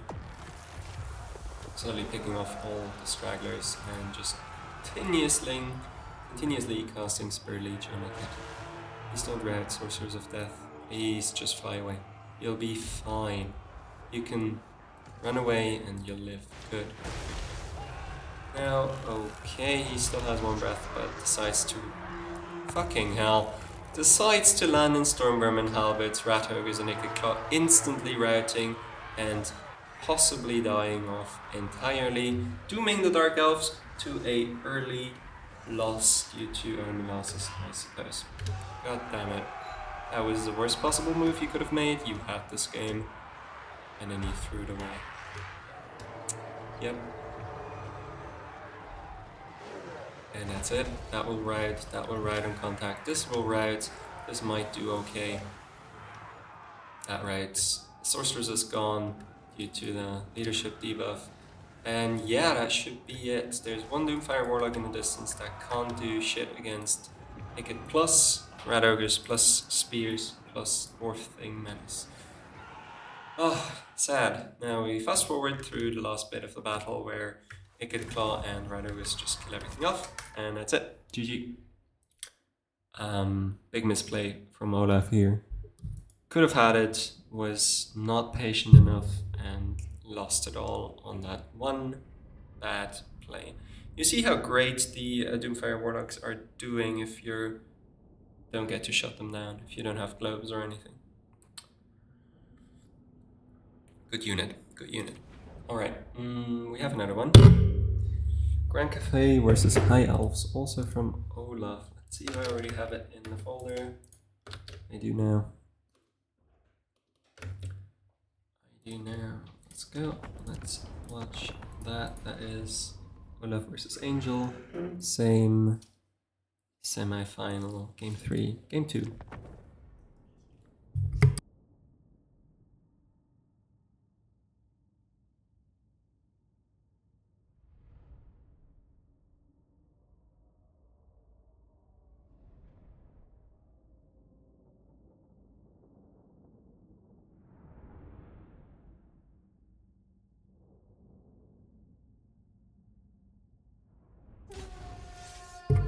Okay, and I'm back. We have a interesting high elf build. 3 bolt throwers, Star Dragon, and Techless. Lots of white lines, lots of Illyrian Reaver archers against a Fire Rain rocket, 2 Fire Rain rockets, a Wizarding War Compass, that is odd, but okay. Bunch of shooting, and a bunch of very reasonable melee infantry. Plus Xiaoming. None of these infantry will do anything to the white lines, and neither will these Fire Rain rockets. However, they are excellent at killing off enemy artillery, so they should be just fine into the Eagle Claw bolt throwers. At this point, the Illyrian Reaver archers have found their way onto the Fire Rain rockets too, maybe? I mean, there's archers here, peasants. Oh, okay, these are just peasants. Something must have... Oh, that must have been an overcast Flock of Doom that took so much health off these units. But with all the peasants, archers, the Illyrian Reavers shouldn't be doing that well. They are. One Fire Rain rocket shut down entirely, the other one just firing, and none of the Eagle Claw bolt throwers are shut down yet.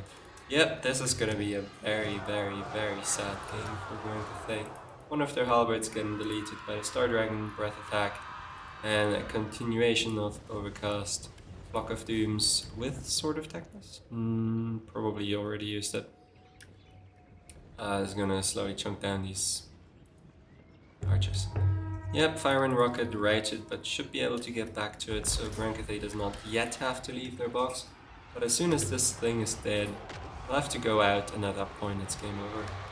Let's fast forward a bit through the skirmishing-ish phase, while bolt throwers are not focusing. Oh, this is gonna be cool. A Fiery Convocation against Grand Cathay that is not noticing it, but the Fiery Convocation misses anyways. Wow. Reaver archers killing off the last fire rain rocket, as I suggested they should, while these are just chilling, and the Star Dragon is dueling Zhao Ming, who is a awful duelist, very bad against infantry, very bad against other single entities. Awesome against infantry, just use him against infantry. And yeah, with that, Grand Cathay, oh god, Teclis got stuck in spears, bro. Ow. Ow. And the Star Dragon went into range of the Iron Hail Gunners. Well, it's okay. Teclis is getting out, and the Star Dragon is getting away, and High Elf has healing. Should be fine. This guy used any of his spells yet? Nope. Oh, maybe he's gonna use one now. Let's see if he's paying attention. He is. And dodging it? Nope, just running into it. Fine. Didn't do much, doesn't do much to cavalry anyways.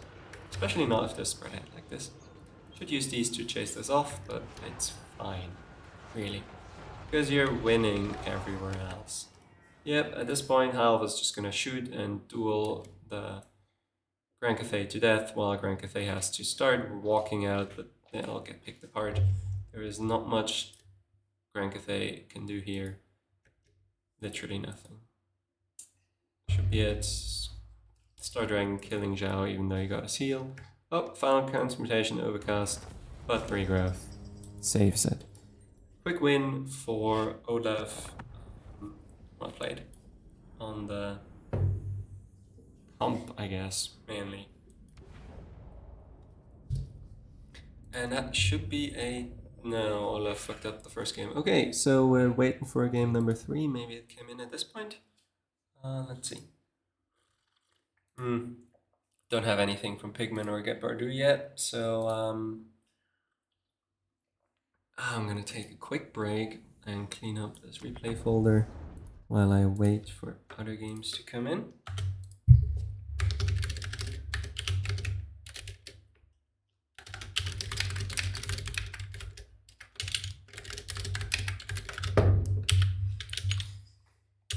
Ooh, spicy.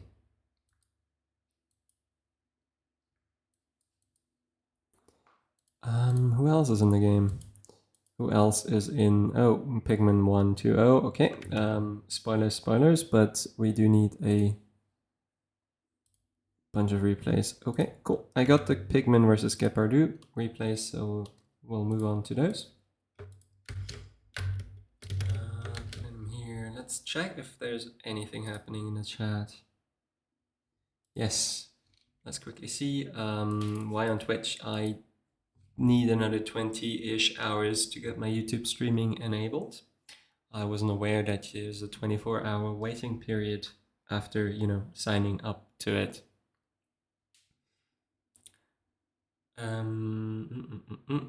Oh yeah, okay. I see what Olaf is saying, and now let's switch to the replays that we just got in. Team Kings versus Wood Elves and Bretonnia versus Lizardmen. Wait, no, that's Empire. Wait, why is there BR? Right, that's his name. Gepardu. Fine, let's go into the game number 1. It is Tomb Kings, again with Kalina, against Wood Elves. Wood Elves going for a wide build, lots of shooting, lots of light, very light cav. Some value pieces like the Sisters and the Wild Hunters. Looking at builds, I really like that what's it called, that giant, Bone Giant here, should be able to deal amazing damage into any of the cav which he's not shooting. Quick tip, that thing shoots cavalry, that thing does not shoot in single entities. It has to shoot cavalry, because you're not ever gonna hit this. And we have Venom Staff again. Oh, we got the blessing for the Bone Giant, that's cool. And we've got a bunch of Shepti, Chosen of the Gods, shooting into the archers, not dealing enough damage, I think. Yep. And the cavalry gets to advance through the forest. This is very bad for the Tomb Kings.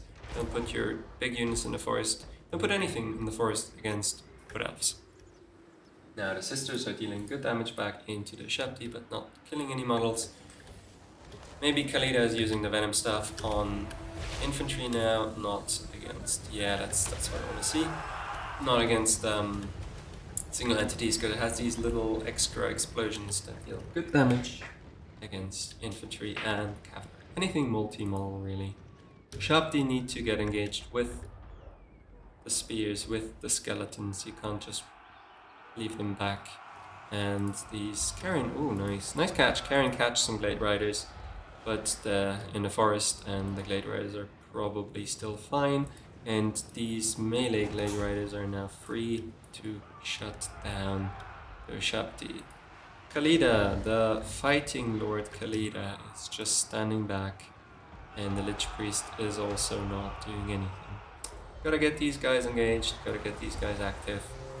This is a huge blunder. You're losing both of your ranged tools due to having a huge open flank right here. The Wild Hunters are taking a bunch of damage in the meantime. I assume they got shot on the approach. This is what all your shooting needs to do. Shoot these Wild Hunters. Yeah. Let's see, the Glade Guard is just shooting whatever they can reach. Skeletons, who cares? They have plenty of ammo, no armor piercing, and I just have to shoot whatever. I have plenty of them. Too much infantry on the Tomb King's side. They can't get them all engaged. They are now going to slowly waddle after whatever, never catching it. And Wild Hunters are now on these not summoned Shapti, so maybe they can do something. The Shapti, I mean. But nope, Khalida disengaged. Besides, this isn't exactly the target that she needs to fight. However, this is exactly the target she needed to fight to win this game. And the Bone Giant really needs to shoot them too. These Wild Hunters are gonna wreck the Tomb Kings, if the Tomb Kings aren't already dying to all the other things, infantry and archers. Yep, last Shapti is shut down, killed off, and now they could just go and kill the Bone Giant. And that's what they're gonna do. Yep, listening to me, very good. Very, very limp charge, but why the fuck does it have Sundered Armor? Wait, which one did just have Sundered Armor? Who's Sunder's Armor? Wait, who the fuck even Sunder's Armor? Not this guy. Not you. Not you. Not you. Probably not you. This thing? Is that Sundering Armor? Nope. Nope. Wait, Sisters Under Armor? Yeah. There we go. Alright, they're doing fine. They have way better stats than the Bone Giant melee. They shouldn't be taking much damage, if any at all, and they should be dealing plenty of it. Yep, you see their HP aren't moving. Just bonking into the Bone Giant, who is very slow. Okay, they're getting friendly fired by the sisters. It's fine, I guess, at this point. Wait, no, probably not fine. Leah is sniping at the Waystalker. Useless, shouldn't do that. Waystalker's not doing anything anyways. And we have Carrion chasing off archers. Shapti getting killed by Glade Riders. Summoned Shapti, oh god, far from anything useful. And somehow, okay, not somehow, Wild Hunters got vengeance and killed off. Cool. So currently it kind of looks like the Tomb Kings are in advantage at their position, but I don't think so. I mean, the balance of power also agrees. Tomb Kings are losing, and they're getting kited out. Everything's spreading out. The skeletons are not useful. The skeletons are not going to win you the game. And Khalida's getting 2-on-1s. Actually routing the Waystalker, so if she just turns towards the sisters, should be doing okay. However, RNG is not her friend. 1 damage? Yeah, 1 good hit. And getting shot by some random riders. Okay, two Bone Giants once again shooting at the single entity. Don't do that. It's useless. Yep, everything else is slowly getting kited out. Again, the skeletons won't matter in late game. And okay, he switched targets to the Glade Riders. Smart. These Eternal Guard are killing the Lich Priest. Very, very not optimal. And High Queen Khalida is slowly getting sniped by the 2 sniping single entities. Taking very little damage. I would have expected her to take a lot more, but I guess that's why you take her. Oh, beautiful. Oh my god. No damage taken from... Yeah, sure, game, sure. This is how it's supposed to work, yep. She didn't bring her Tomb Strike item, which gives her terror. And that is just going into random skeletons again, but as soon as Khalida dies, And again, the Bone Giant's not going to do anything on its own. They can't duel single entities and can't shoot single entities either. Power of Kurnis doing absolutely no damage to it either. Beautiful. And now Khalida is fighting for her life. I mean, now she still is. She got baited out here, and that was awful. And now she's paying the price by getting surrounded and killed by a much, much inferior combatant with just a huge HP advantage and chaff support. Good spells, good spells. That's gonna kill us. But at this point, Lida's so wounded that she'll get shot, charged, and just killed off by anything. These guys standing around AFK is not gonna help you. Help you, Lord, or crumble. And crumbling is what they'll do. Oh my gosh. Khalida, still holding on for some reason, is okay. Now, crumbling and dead. Skeletons, I don't think they can catch any of the higher Wood Elf units, and the Bone Giant is once again surrounded by spears and crumbling due to his lord just dying. Now, the sisters can just pick him off, even though he has much more HP, much more armor, but worse stats and awful melee prowess. None of the skeletons are anywhere near any of the important fights, so yeah, don't bring this much infantry if you're not going to use it, and just generally don't bring this much infantry. I don't think it's useful, and I think if you bring it, you have to put it on top of your useful units. All your units, all your good units ran off and got picked apart, one after the other, picked off and killed. Which brings us getting a ton of value, just casting vengeance on anything that moves, anything with multiple models, and yeah. Should be dying at this point. Oh, still some Eternal Guard here. Yeah, Sisters is gonna kill him. Getting probably insane value, just sniping one of the single entities after another. Yeah, that's it. Tomb Kings are done for. Fast forwarding, don't need to watch a million spears die.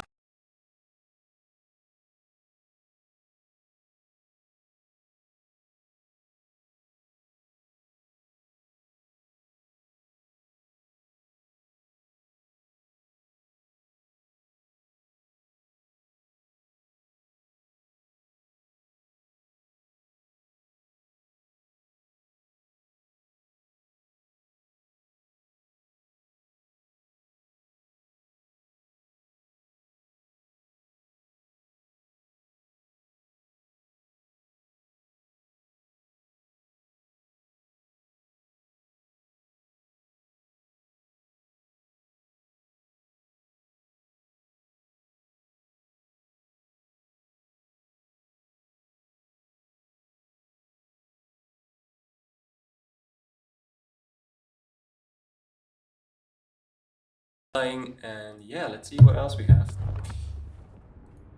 Khalida did okay because she managed to somehow catch a bunch of units, but none of the infantry did. Okay, never mind, they all paid for themselves, but I still say they're useless. Don't bring this much, way too much. And yeah, those guys got shot down quickly, these guys got kited out, and this one was trying to hit a single entity that he can't hit. Right, we have another game. It's Empire against Lizardmen. I already know how this is gonna go. Don't even have to look at the builds. The Lizardmen brought one singular unit that has any chance of touching the steam tank. Oh, no steam tank. Okay, never mind. Maybe it's gonna be closer than I thought. But 2 engineers that can kite the whole Lizardmen army.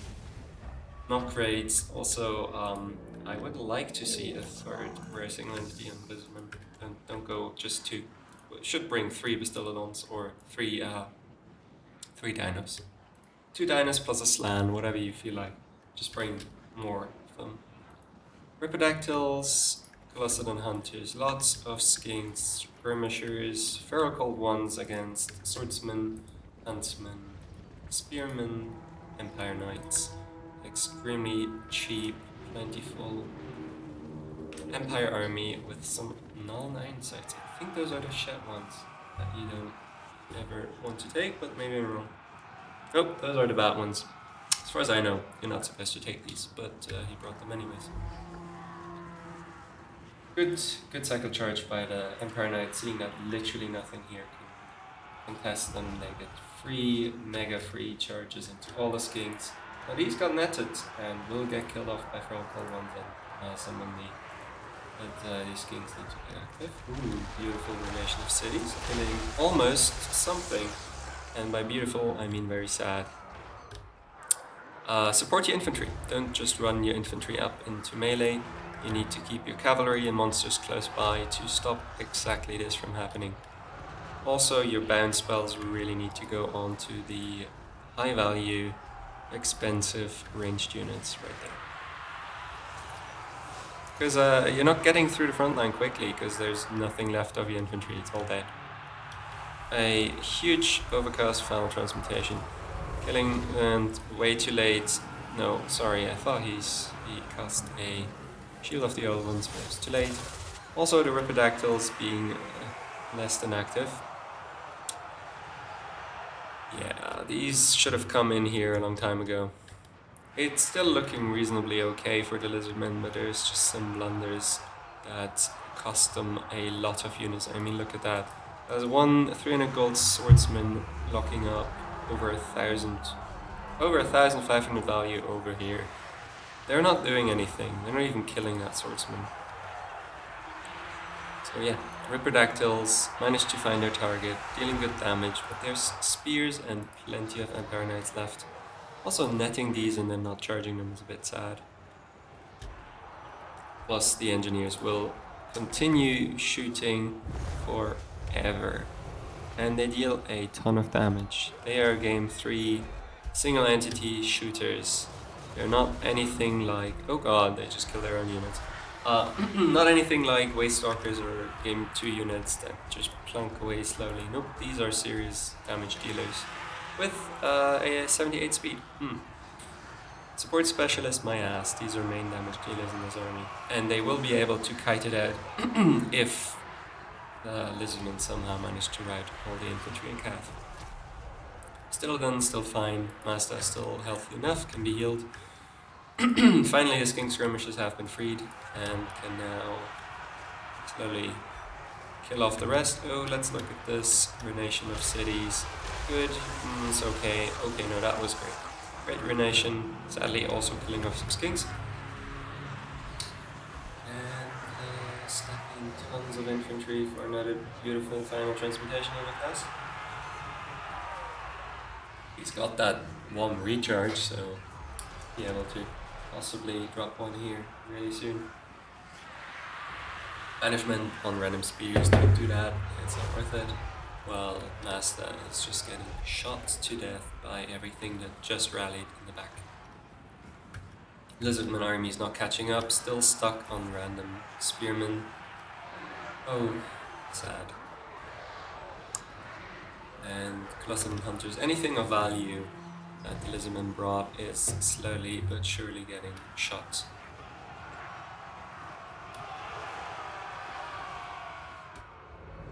While the skinks are not getting through the spears, ever. And the engineers are just doing whatever the fuck they want, being full HP and happily plinking away at Mazda. He has 20 resistance, but it's still worth it. Now I'm still waiting for that massive final transmutation that is going to come in eventually, at least I hope. That should also not just come in, that should seal the end of the game. If it kills Mazda, it could. I mean, it won't straight up kill him, but it will deal enough damage that the two engineers can just melee him if they want to. Nope, it's got other ideas. Wow, Orb still alone getting stuck in spears. Again, shouldn't hurt it much because it's got that immune to flanking trade. So, it's actually fine there. Routing them even. Backline still being shut down, Mazda still being slowly but surely killed off by these two master engineers that are still completely ignored. Oh dear. God, I even got armor, this is awful. Yep, and they're doing what I thought they should be doing. Just gonna melee him now. sick and tired of him living through their flanking. We're gonna straight up go into melee. That one got stuck on skinks. And that guy is not around to cast. Okay, let's see. Net and now Master's hitting him a little, but it doesn't. Even wounded will not. Wounds will not change missile strength. However, poison will. Oh, I didn't know that. Wounds will not change missile strength, so they'll be at full strength no matter how low they get. Apotheosis trying to heal him up, but damn, where is that final transmutation? I still haven't seen it. I haven't seen him cast Searing Doom either, so there must be a final transmutation somewhere. Nope, Master's routed just due to being constantly shot, and with him off the map, everything on the Lizardman should chain route one after another, and that's it. GG.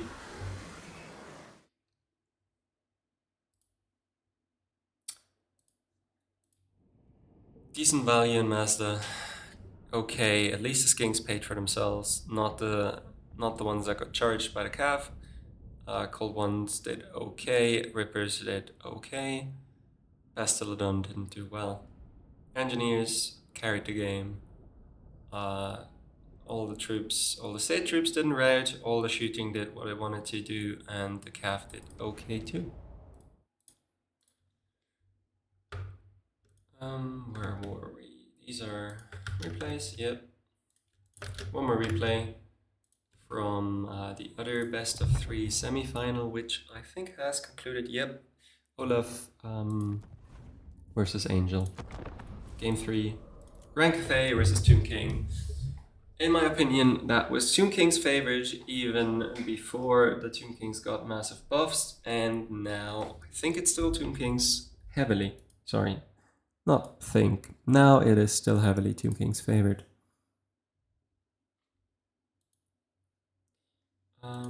Fine, getting right into it. We have a Shugagan Lord getting shot by the Bone Giant. Again, don't shoot single entities. It's fine. We've got 2 Grand Cannons. Grand Cannons should technically lose to Ushabti Great Bows if the Ushabti Great Bows make it into range. Let us see if that, what I predict, comes true. The Lord might change something with Storm of Shadows and an Ancestral Summon. Let's see. Tomb King's box needs to move up. This isn't okay. This is just extremely inefficient. If your archers run out and then get shot to shit and free charged, slowed, and summoned upon, that is gonna lose you the game. You need the infantry to move with the rest of the army. Alright, now shooting another single entity. Again, definitely not worth it. Please don't do that. And cannons are winning because the Ushabti are not shooting. Fast forward a bit while the cannons are killing off what they can, unbothered by the Ushabti, which the infantry support is just not there. They just didn't want to move up, so the Grand Cathay sent their cavalry out and is shrekking these Ushabti. Now shrekking the Bone Giant. Maybe Cetra can do something, some little bit of damage back, but it's too late. The Ushabti are basically dead. They cannot win the artillery duel anymore, much less if they're not even in range yet. Fast forward again while the Ushabti are dying and the Tomb King box is not moving forward. I recommend, if you go for Ushabti, to move with the infantry up and to move up quickly because you're going to die like this. But personally, I'm much more of a fan of the big single entities and going really wide and single entity focused against Grand Cathay. Now, Bone Giant somehow spent all his ammunition doing a little bit of value. Did he manage to kill? Okay, fine. He killed all the Grand Cannons, so at least somebody pulled his weight. While all the Ushabti are dead, now all the artillery from both sides is dead or out of ammo. Wow, that's not good. Why would you land there? In front of Cetra too. Okay, never mind. He just walks away. Took one shot from Cetra. and then just walk away. Right, you need cavalry. You cannot play Tomb Kings with no cavalry. You're sitting ducks, and I think we saw in the earlier game how that goes. That was a good shot, but then because they were stacked on top of each other. And now the front lines collide. Somehow the Iron Hail Gunners get to shoot.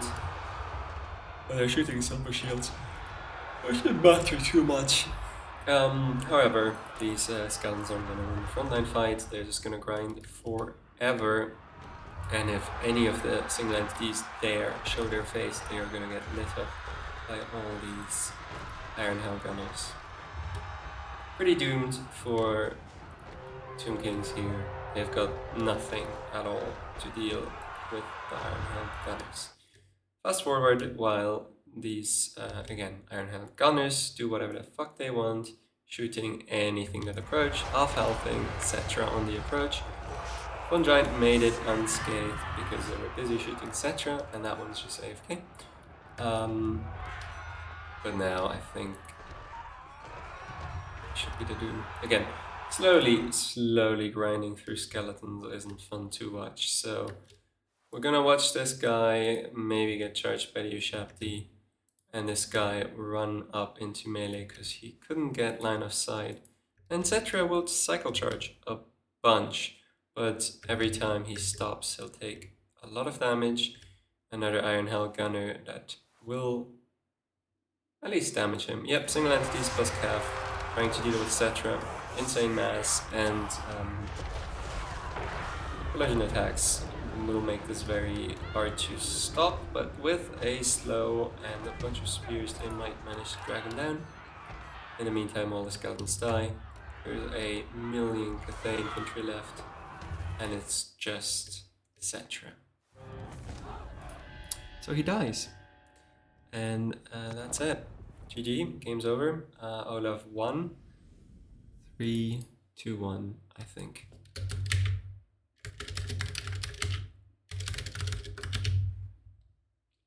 I am not going to livecast any of the games. I do not believe it's going to be good for the players or for me. There's just lag and other issues. I much rather just cast the replays. It is convenient, comfortable. I can speed up, slow down, pause, whatever I want, and focus on everything. Wow, yep, the Bone Giant was the thing that shut down both Grand Cannons, who in turn killed all the Ushabti Great Bows together with the Jade Lancers, and then it was just millions of infantry against each other, and the Cathay ones had a little bit more of that. I think with that we are in the finals. Olaf playing against Pigman. I have one more replay, but I think it's just the same that we already had. Let me look at this real quick.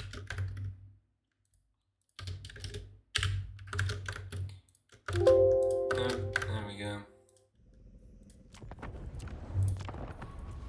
Yeah, we had that Wood Elf versus Tomb Kings game cast already.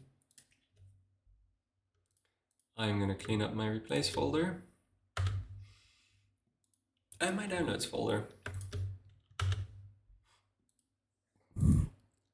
And I'll probably have a short break while we wait for the next few games of the final to come in.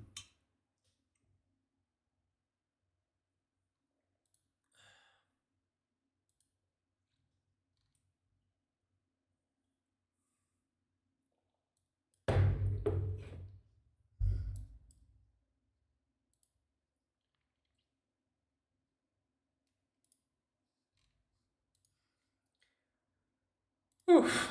Yeah, that was a long tournament, I gotta say. I think we started 3 hours ago. Might make it best of ones next time. Until the semi-finals or so. But I am glad I'm glad we got so many signups. No more replays. I believe we are out for now until Olaf and Pigman get the first game done.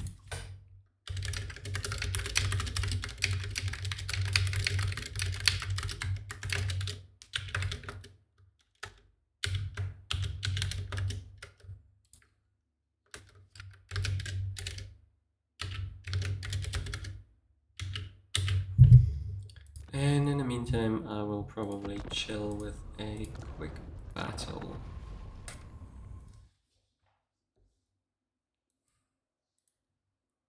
The sound was only gone because I muted myself for a short moment. I think it might also be going when I alt-tab out of the game. And we found a game. What are we doing? Oh, it's that map. That is fine. It's got a big woods in them that many players like to hide in. So I am just going to most degenerate, beautiful Chaos Dwarf build right here. I will lock in a moment. I want a final transcaster. Just that. I don't know. Well, we'll see what he picks. Maybe I need the healer for my Dragquake. Nope, I do not need a healer for the Dragquake Mortar.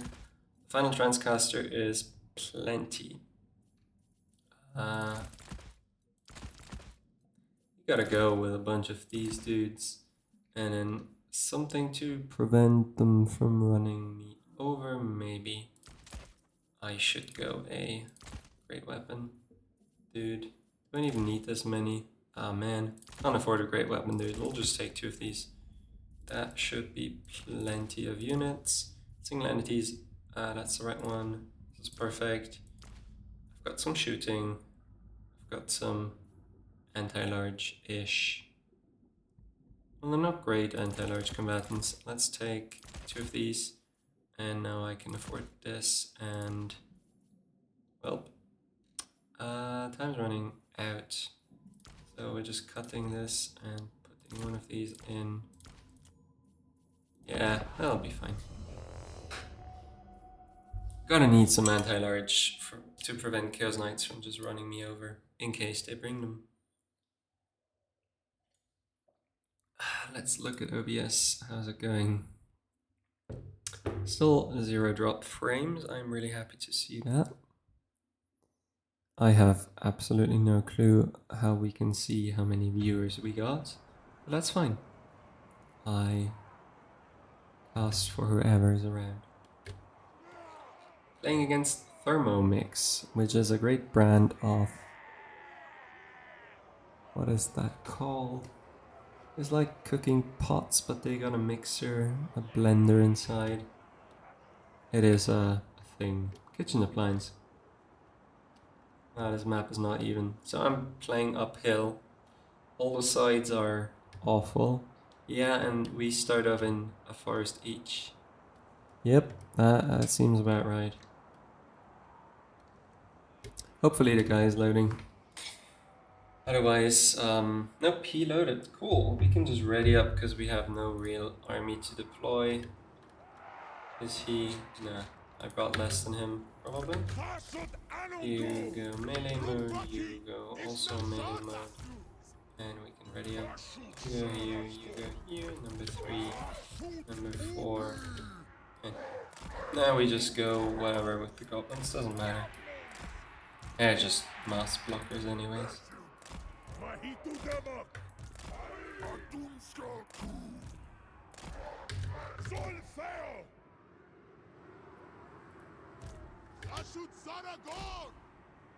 Yeah, just trying. Oh, okay, fine.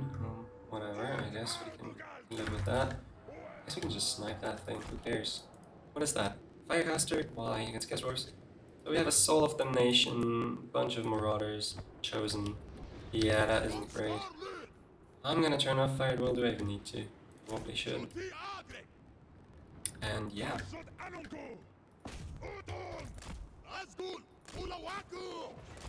I have to approach somehow, I suppose. Maybe I can get on top of the ledge. With these guys hiding in the forest, possibly, so they don't get shot. And you just go in, it's whatever. I think these 2 single entities can kill the whole Chaos army. But we first have to get there. Which we will eventually. Are you taking damage? Oh, sick. Catch, I can chase that. These are horse masters, even throwing axes. Ah, it's gross. He's just gonna chill right at the white line. Doesn't really matter to me because I've got that shit bone right. Right, and I can breath attacks and throwing axes.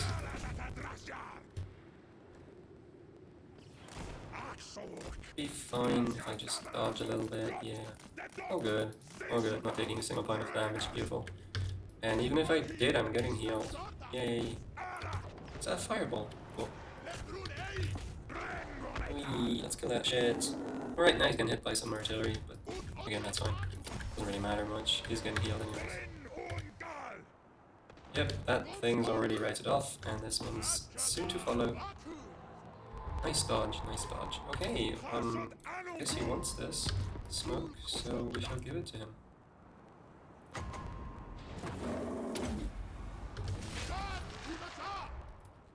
Rest of the army has been chilling. Literally doesn't matter what they do. It's all about this thing, what's happening here. Yeah, that one's gonna die. Maybe he can shoot. Yeah, that should red him. And then I should be able to get him off the map. Oof, direct quake in impact. At this point we can keep shooting. You know what? It's fine. It's fine. Let's breath attack the soul of damnation. And let's kill off any of the last bit of horsemen. Jesus Christ, a million models just dying. And yeah, I can just charge through these infantry. I don't care about anything. Yeah, let's breath attack this thing. Should be able to kill it off with that. And then we do whatever the fuck we want, because he has no range, he has no magic, and there's some dogs here. Okay. You guys go in, and you do this. Almost dead. Let's right off these guys, and you right this. You know what? Right this off, and you can... There's nothing with mass here. I'm sure if I get these horse monsters, I'll die. Yeah, that one's rating, that one's rating. Let's kill off these Soul of Damnation. And then just continue. There's some dogs, they'll probably run into my train. Which I need to give some extra power here. Come on. Not doing what I want you to do, but that's fine. You guys need to approach, because I'm shooting myself. Ouch. We just go through? Probably can. Yeah. You guys just go in there. Gotcha. Is it dead yet? Nope, still chilling. Will be dying very soon. Oh god. Wait, I'm shooting myself. That is okay then. You guys kill off the dogs, maybe. One more charge will do it. Oof. Yeah, hit himself as I was predicting. And the dogs are gone. Ah, funny how quickly that went. Okay, Soul of the Nation is still alive. Cool. But now I have a breath attack again and probably kill it off that way. Well, this guy seems to want some smoke, so we'll give it to him. Just shoot whatever, man. I do want an overcast one. Yeah. Oh, it's beautiful. It's not ammunition too. Oh, these things dying. Hey, overcast one. These are still AFK. Somehow, the Soul of the Nation, it's just screwed up. Okay. Leo. I will collect Leo. That card, because we're chosen to. Hey.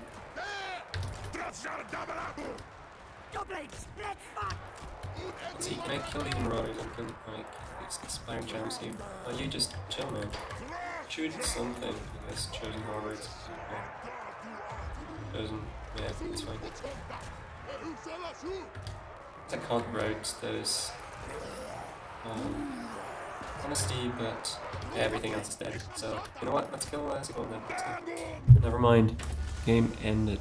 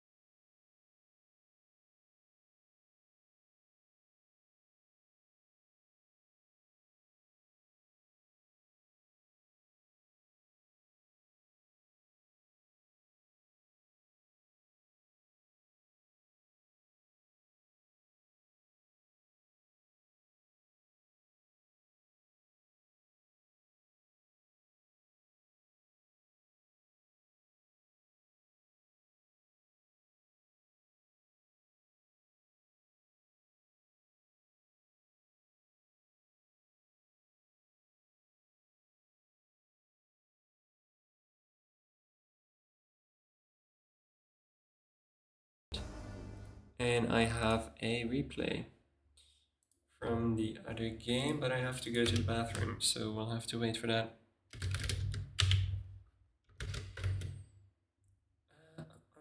Just gonna put it here, and go here. Yep, 3,000, yep, 4,000, yep, nothing. Cool.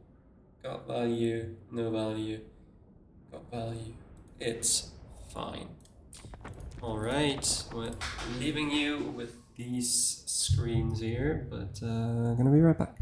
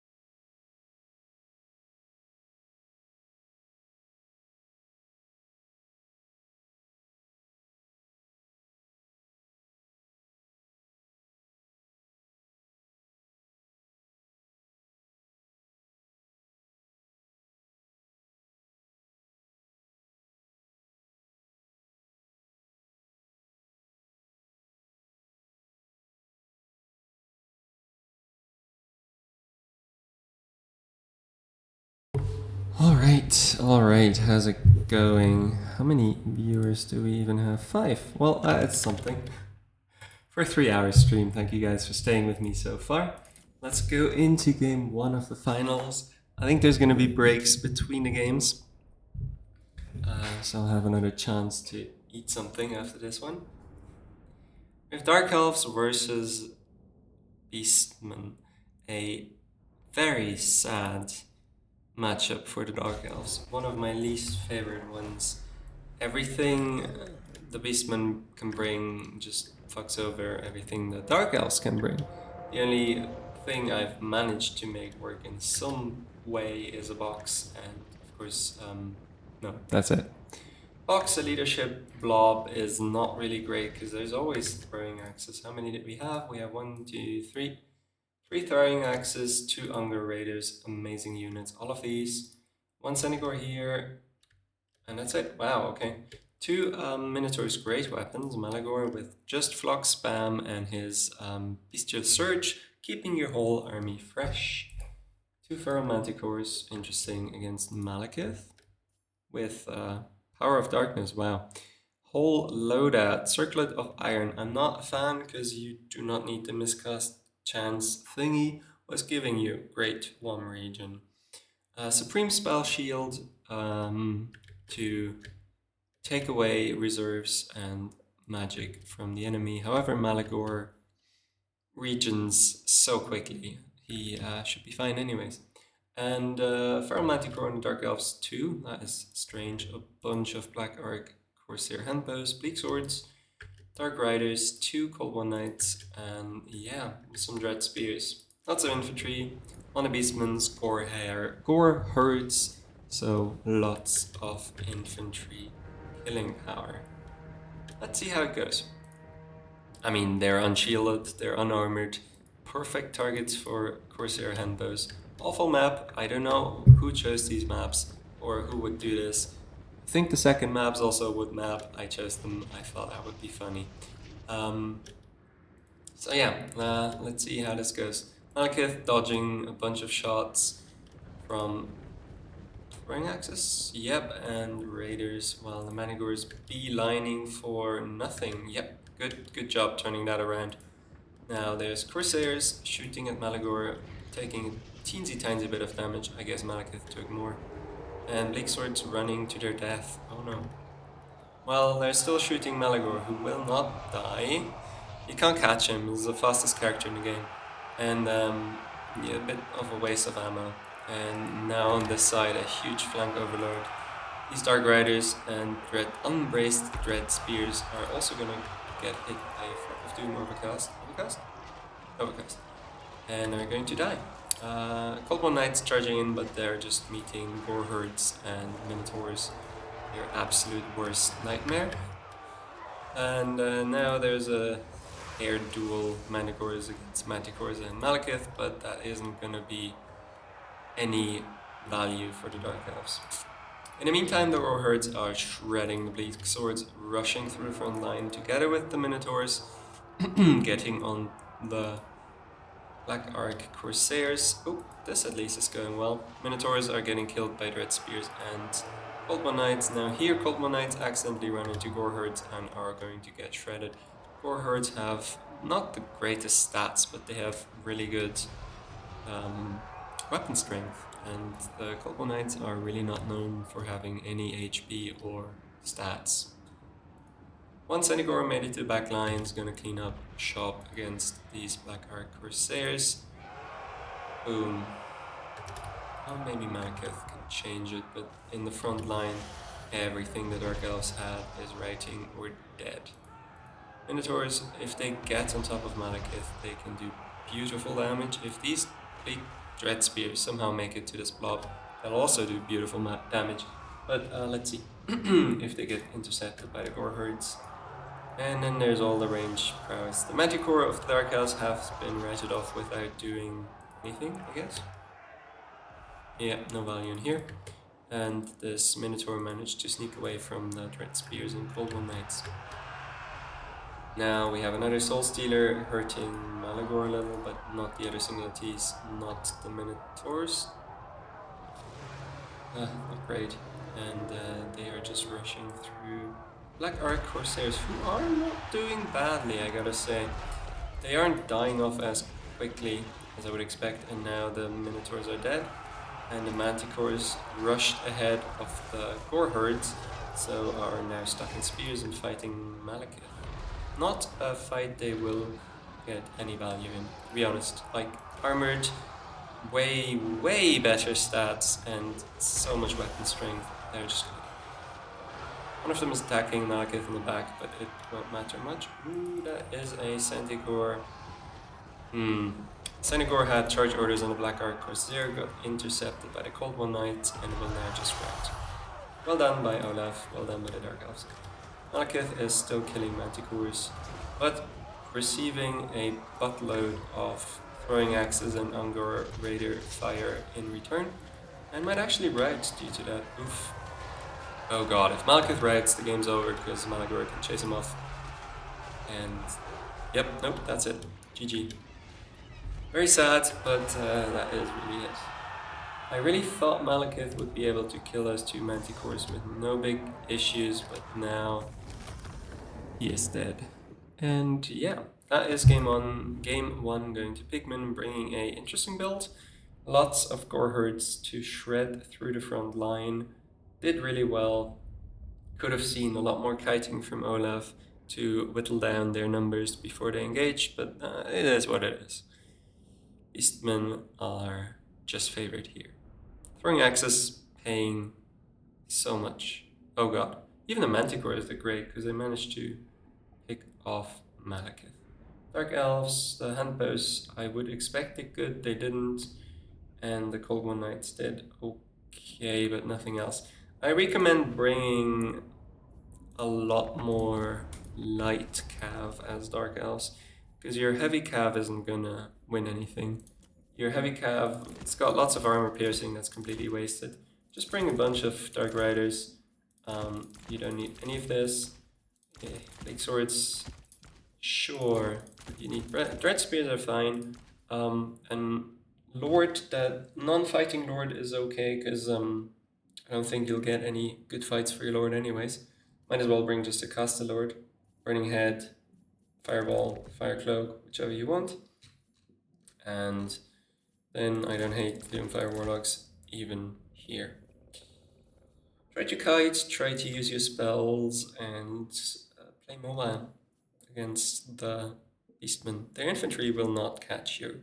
Their cavalry will, but you have then the infantry advantage. Alright, I'm gonna be AFK and silenced while I wait for the second replay.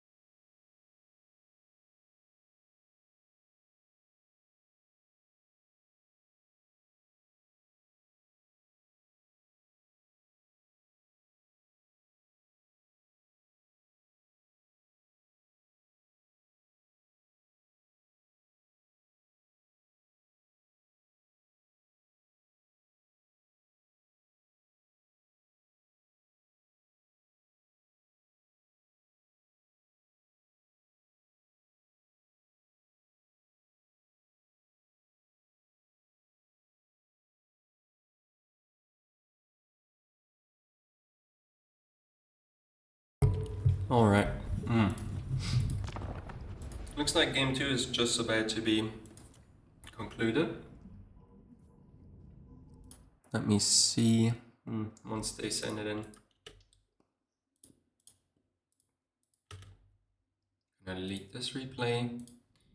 And yeah. Nope, still waiting. It's gonna be a long one. I can fast forward thanks to it being a replay. Yeah, I just ate something. Had to. Such a long stream. Jesus.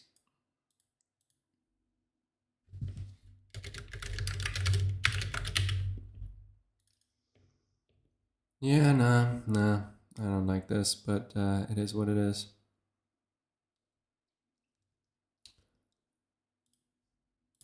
Alright, they're still taking their time. Let's see if I have any fun replays lying around that I wanted to talk about. I already cast this. That one I played live and stream, that was fun. That one too, that one was fun, but over really quickly. What else do I have? Oh, this one was awful. And that was a dread. Is this mine? Yes, against Strat game. Oh, that was a fun game. Let me just cast that one while we're waiting. It is me, myself, and my amazingly legal Chaos Dwarf army versus Strat game on the Vampire Counts. Bringing the most basic bitch Vampire Counts army you could possibly imagine. Well, I'm going for the single entity plot. Toxic against Toxic. Once again, Demon's Tongue Mortar with... Demon's Tongue with Dreadquake Mortar. A bunch of Wolf Raiders. And, yeah. One Goblin Labor to fulfill the 400 entity rule.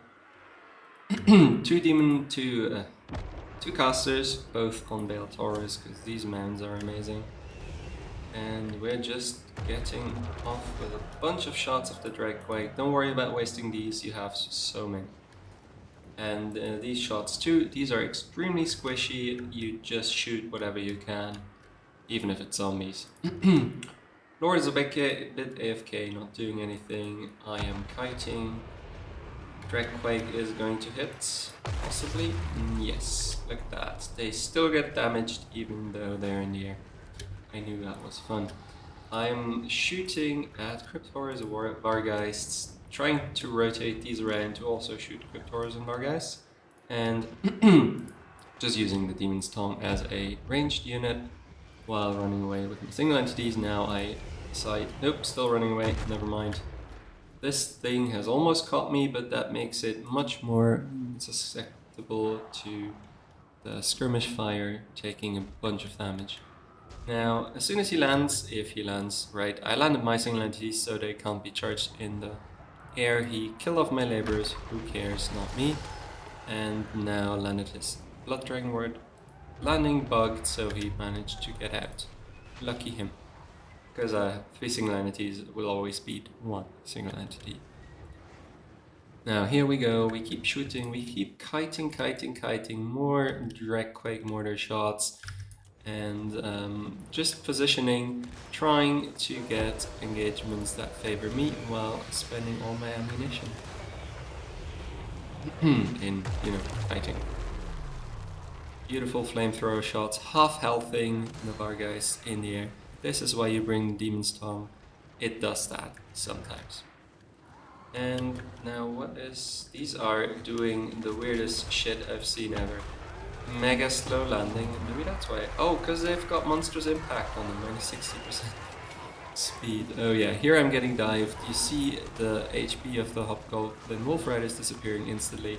But also the HP of these Vargheists due to the Demon's Tongue being there. What do I cast here? Oh yeah. Beautiful cast of the Flames of Ass.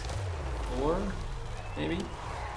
I really thought it was a fun spell, and it was Asgoth, deleting a unit of Cryptoras, dealing a lot of damage to the other. The Bull Centaurs are living their best life, surrounded by large targets, they get to kill whatever. My single entities have amazing mass, so they can just push out of here if they want to. Currently, I think I'm trying to push out, I'm not sure, while I'm also shooting at the Vargeists. Yeah, pushing out, we're walking out. More direct Quake Mortars, more impact, more damage. More kills for the Iron Tongue. Demon's Tongue, sorry. Iron Demon, whatever. Breath attack against whatever was there. Probably missed a lot. And the Sorcerer, Demon Smith, Sorcerer should also cast his very soon. Another beautiful flamethrower, off-health thing, Skeleton Warriors. Then the Monstrous Impact, dealing the rest of the damage. Now the Demon's Tongue's just chilling while I pick off the wounded Vargeists in the air, one after another, with my single entities. At this point, the balance of power already says everything there is to know. I could probably just engage them in melee, and with another cast of Flames of Ass, although I don't think I have the one, I could just end it, but instead we're just fighting it out here. Trying to get the Demonsmith Sorcerer out and the Sorcerer Prophet in, but they got stuck and he took a ton of damage. More Monsters Impacts, more fighting. My single entity versus his, surrounded by Vargeists, but the Demon's Tongue is helping out a ton. And yeah, we fast forward while single entities do single entity things, deleting Vargeists with the shooting from the Demon's Tongue and a breath attack. Now my units are out of ammo, basically all of them, so I have to engage. No problem though, I will win at this point. Just everything's so low, the Demon's Tongue should be able to kill it on its own, but of course I have more than that, multiple single entities, everything. As I said before, Sorcerer Prophets, Spell Tauras are great anti-everything except anti-infantry, anti-single entity. They have great animations for hitting multiple targets and good enough stats to, you know, hit them. Plus I think at this point I have, oh wow, I have 17% charge here. What is this one? Add. Also 17. Yep, never mind. This shit is garbage to take that. I mean, you can't take it off, but it needs a buff in some way. Yep, managed to kill the Lord, and then everything just crumbles. Game's over, and I can take the other replay. Too missed, this one's over. Game 2 of the finals. Let us see how that goes.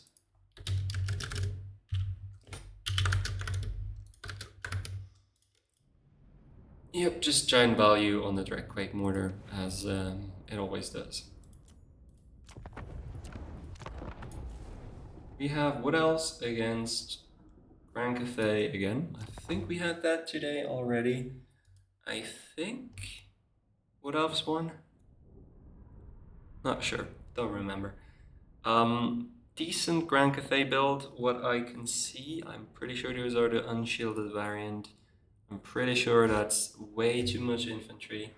Let's check real quick. These are the shielded variant. Okay, those are the ones you're supposed to take. I like to also see some snipers. What are they called? The Giselles, whatever. They're also shielded and they can deal very well with kiting from the Wood Elves. We have for the Wood Elves a bunch of Skirmish Cav, a bunch of Dryads, Wild Hunters, Durthu, Dragon, and another Waystalker. Interesting. Oh, 2 dragons. Wow, okay. Going spicy with the dragons. I can imagine some good breath attacks happening. Is Zhao? Zhao just running out, casting his breath attack. Hopefully overcasting? Yep, clearly, because he took overcast damage. We should transform him. He can dodge so much better. On this side, the Peasant Longspear gets sacrificed to the Glade Guards, Glade Riders. Good for Cathay, because I think by shooting it, they're losing value. I believe the dragon should be able to write that off quickly, if it just charges in there. Overcast Flock of Doom on, ooh, unlucky, only 1 Jade Lancer. And now the front lines collide. Zhao really has to get in there. I don't know what he's doing. Come on, bro. Move. Oof. His one and only purpose in this game is to clear out infinite infantry.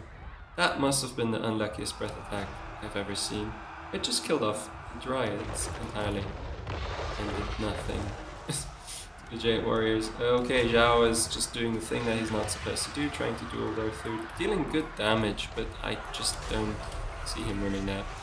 Darthu dived the backline, there's nothing here to stop him. Same for the Force Dragon.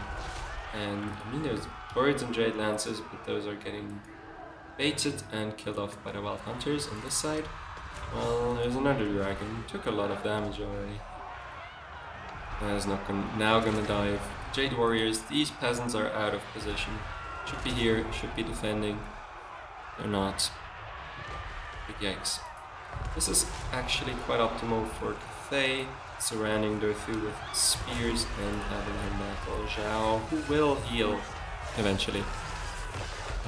Another good breath attack here, killing off the Dryads. These Dryads got into melee with the spears, good for them, they will shrek those spears. Now Zhao has decided to switch targets onto the Force Dragon. Everything of Cathay here should be slowly or rather fastly dying. Yep, all their mobility is getting sacrificed to the Wood Elf mobility, very sad. And the Onyx Crowman, ooh, they could do great, either charge in here or kill the Waystalker, but they should be doing something. Meanwhile, breath attack, peasant spears almost deleted, nice. Zhao chasing off the dragon, but as we learned earlier, you cannot chase in the air. It's just impossible. You can't win. You can't kill anything in the air. Okay, Zhao apparently can. These need to switch over to that Force Dragon. Currently they're not really shooting. Are they obstructed? No, they're firing. That one's gonna ride from the dragon? Maybe not. But yeah, crossbows not the best units at killing large single entities with armor. Although Force Dragons are lightly armored, but flying single entities are always so hard to hit. Now here the Wild Hunters get sandwiched in spears that should kill them off. These Jade Lancers are a bit AFK, getting charged by the dragon, might terror out and take the whole block with them, which will free up the Wild Hunters. Let us see. There's crows there. Crows are still trying to deal some damage. The crows are now also going to get routed. Very sad. Very good play though. Terrorizing that whole blob. Kinda saving your Wild Hunters, although they're not going to have an impact anymore in this game. Jade Riders now made it onto the Jade Warriors, who are armored decently, so the Glade Riders shouldn't have an easy time killing them. Big blob of infantry, not good. This is great. Killing off that Waystalker with just Jade Warriors, if you manage, is great. And the dragons are slowly dying. Well, that dragon is. That one still has no more breath attacks, no more Grand Cathay mobility. It was all down to Zhao and very tattered infantry. Yeah, infantry that is not good at killing large single entities. Not good at shooting them, not good at withstanding all the terror. Well, this dragon's gonna rage. Maybe. Darthu might be able to slap Zhao once. Let's look at his HP. No hits, no hits, now a hit. There we go. Big hit from Darthu, but the dragon's rated. And so are the peasant spears. Another peasant spear is coming in there to replace them. Darthu just got the usual loadout again. Now the Wild Hunters, even though they're almost dead, can cycle, charge and route everything remaining here. There's even some Glade Riders to do that too. The Waystalker finally got out of the Jade Warriors and will probably never be caught by them again. Although he's out of ammo now, so doesn't really need to be doing anything. Dragon and Darthu can probably just kill off this bucket of infantry fairly easily, while Zhao's busy up there routing that dragon. Yep, all the infantry, all the range is getting routed off. Zhao's trying to choose where to engage, but there's not much left that he can fight, except for single entities, which he is not good at killing. Now at this point, I think there's just one Jade Warrior left. Zhao is gonna attack all the single NTs that he can. Gonna write off 2 of them. The Waste Stalker came back. Still a Jade Warrior, making it so he doesn't lose leadership from being alone in the air. And Zhao's trying to fight something. Oh god, he just wasted his board save while in the air with his item being procced. Chasing off Blade Riders for a couple of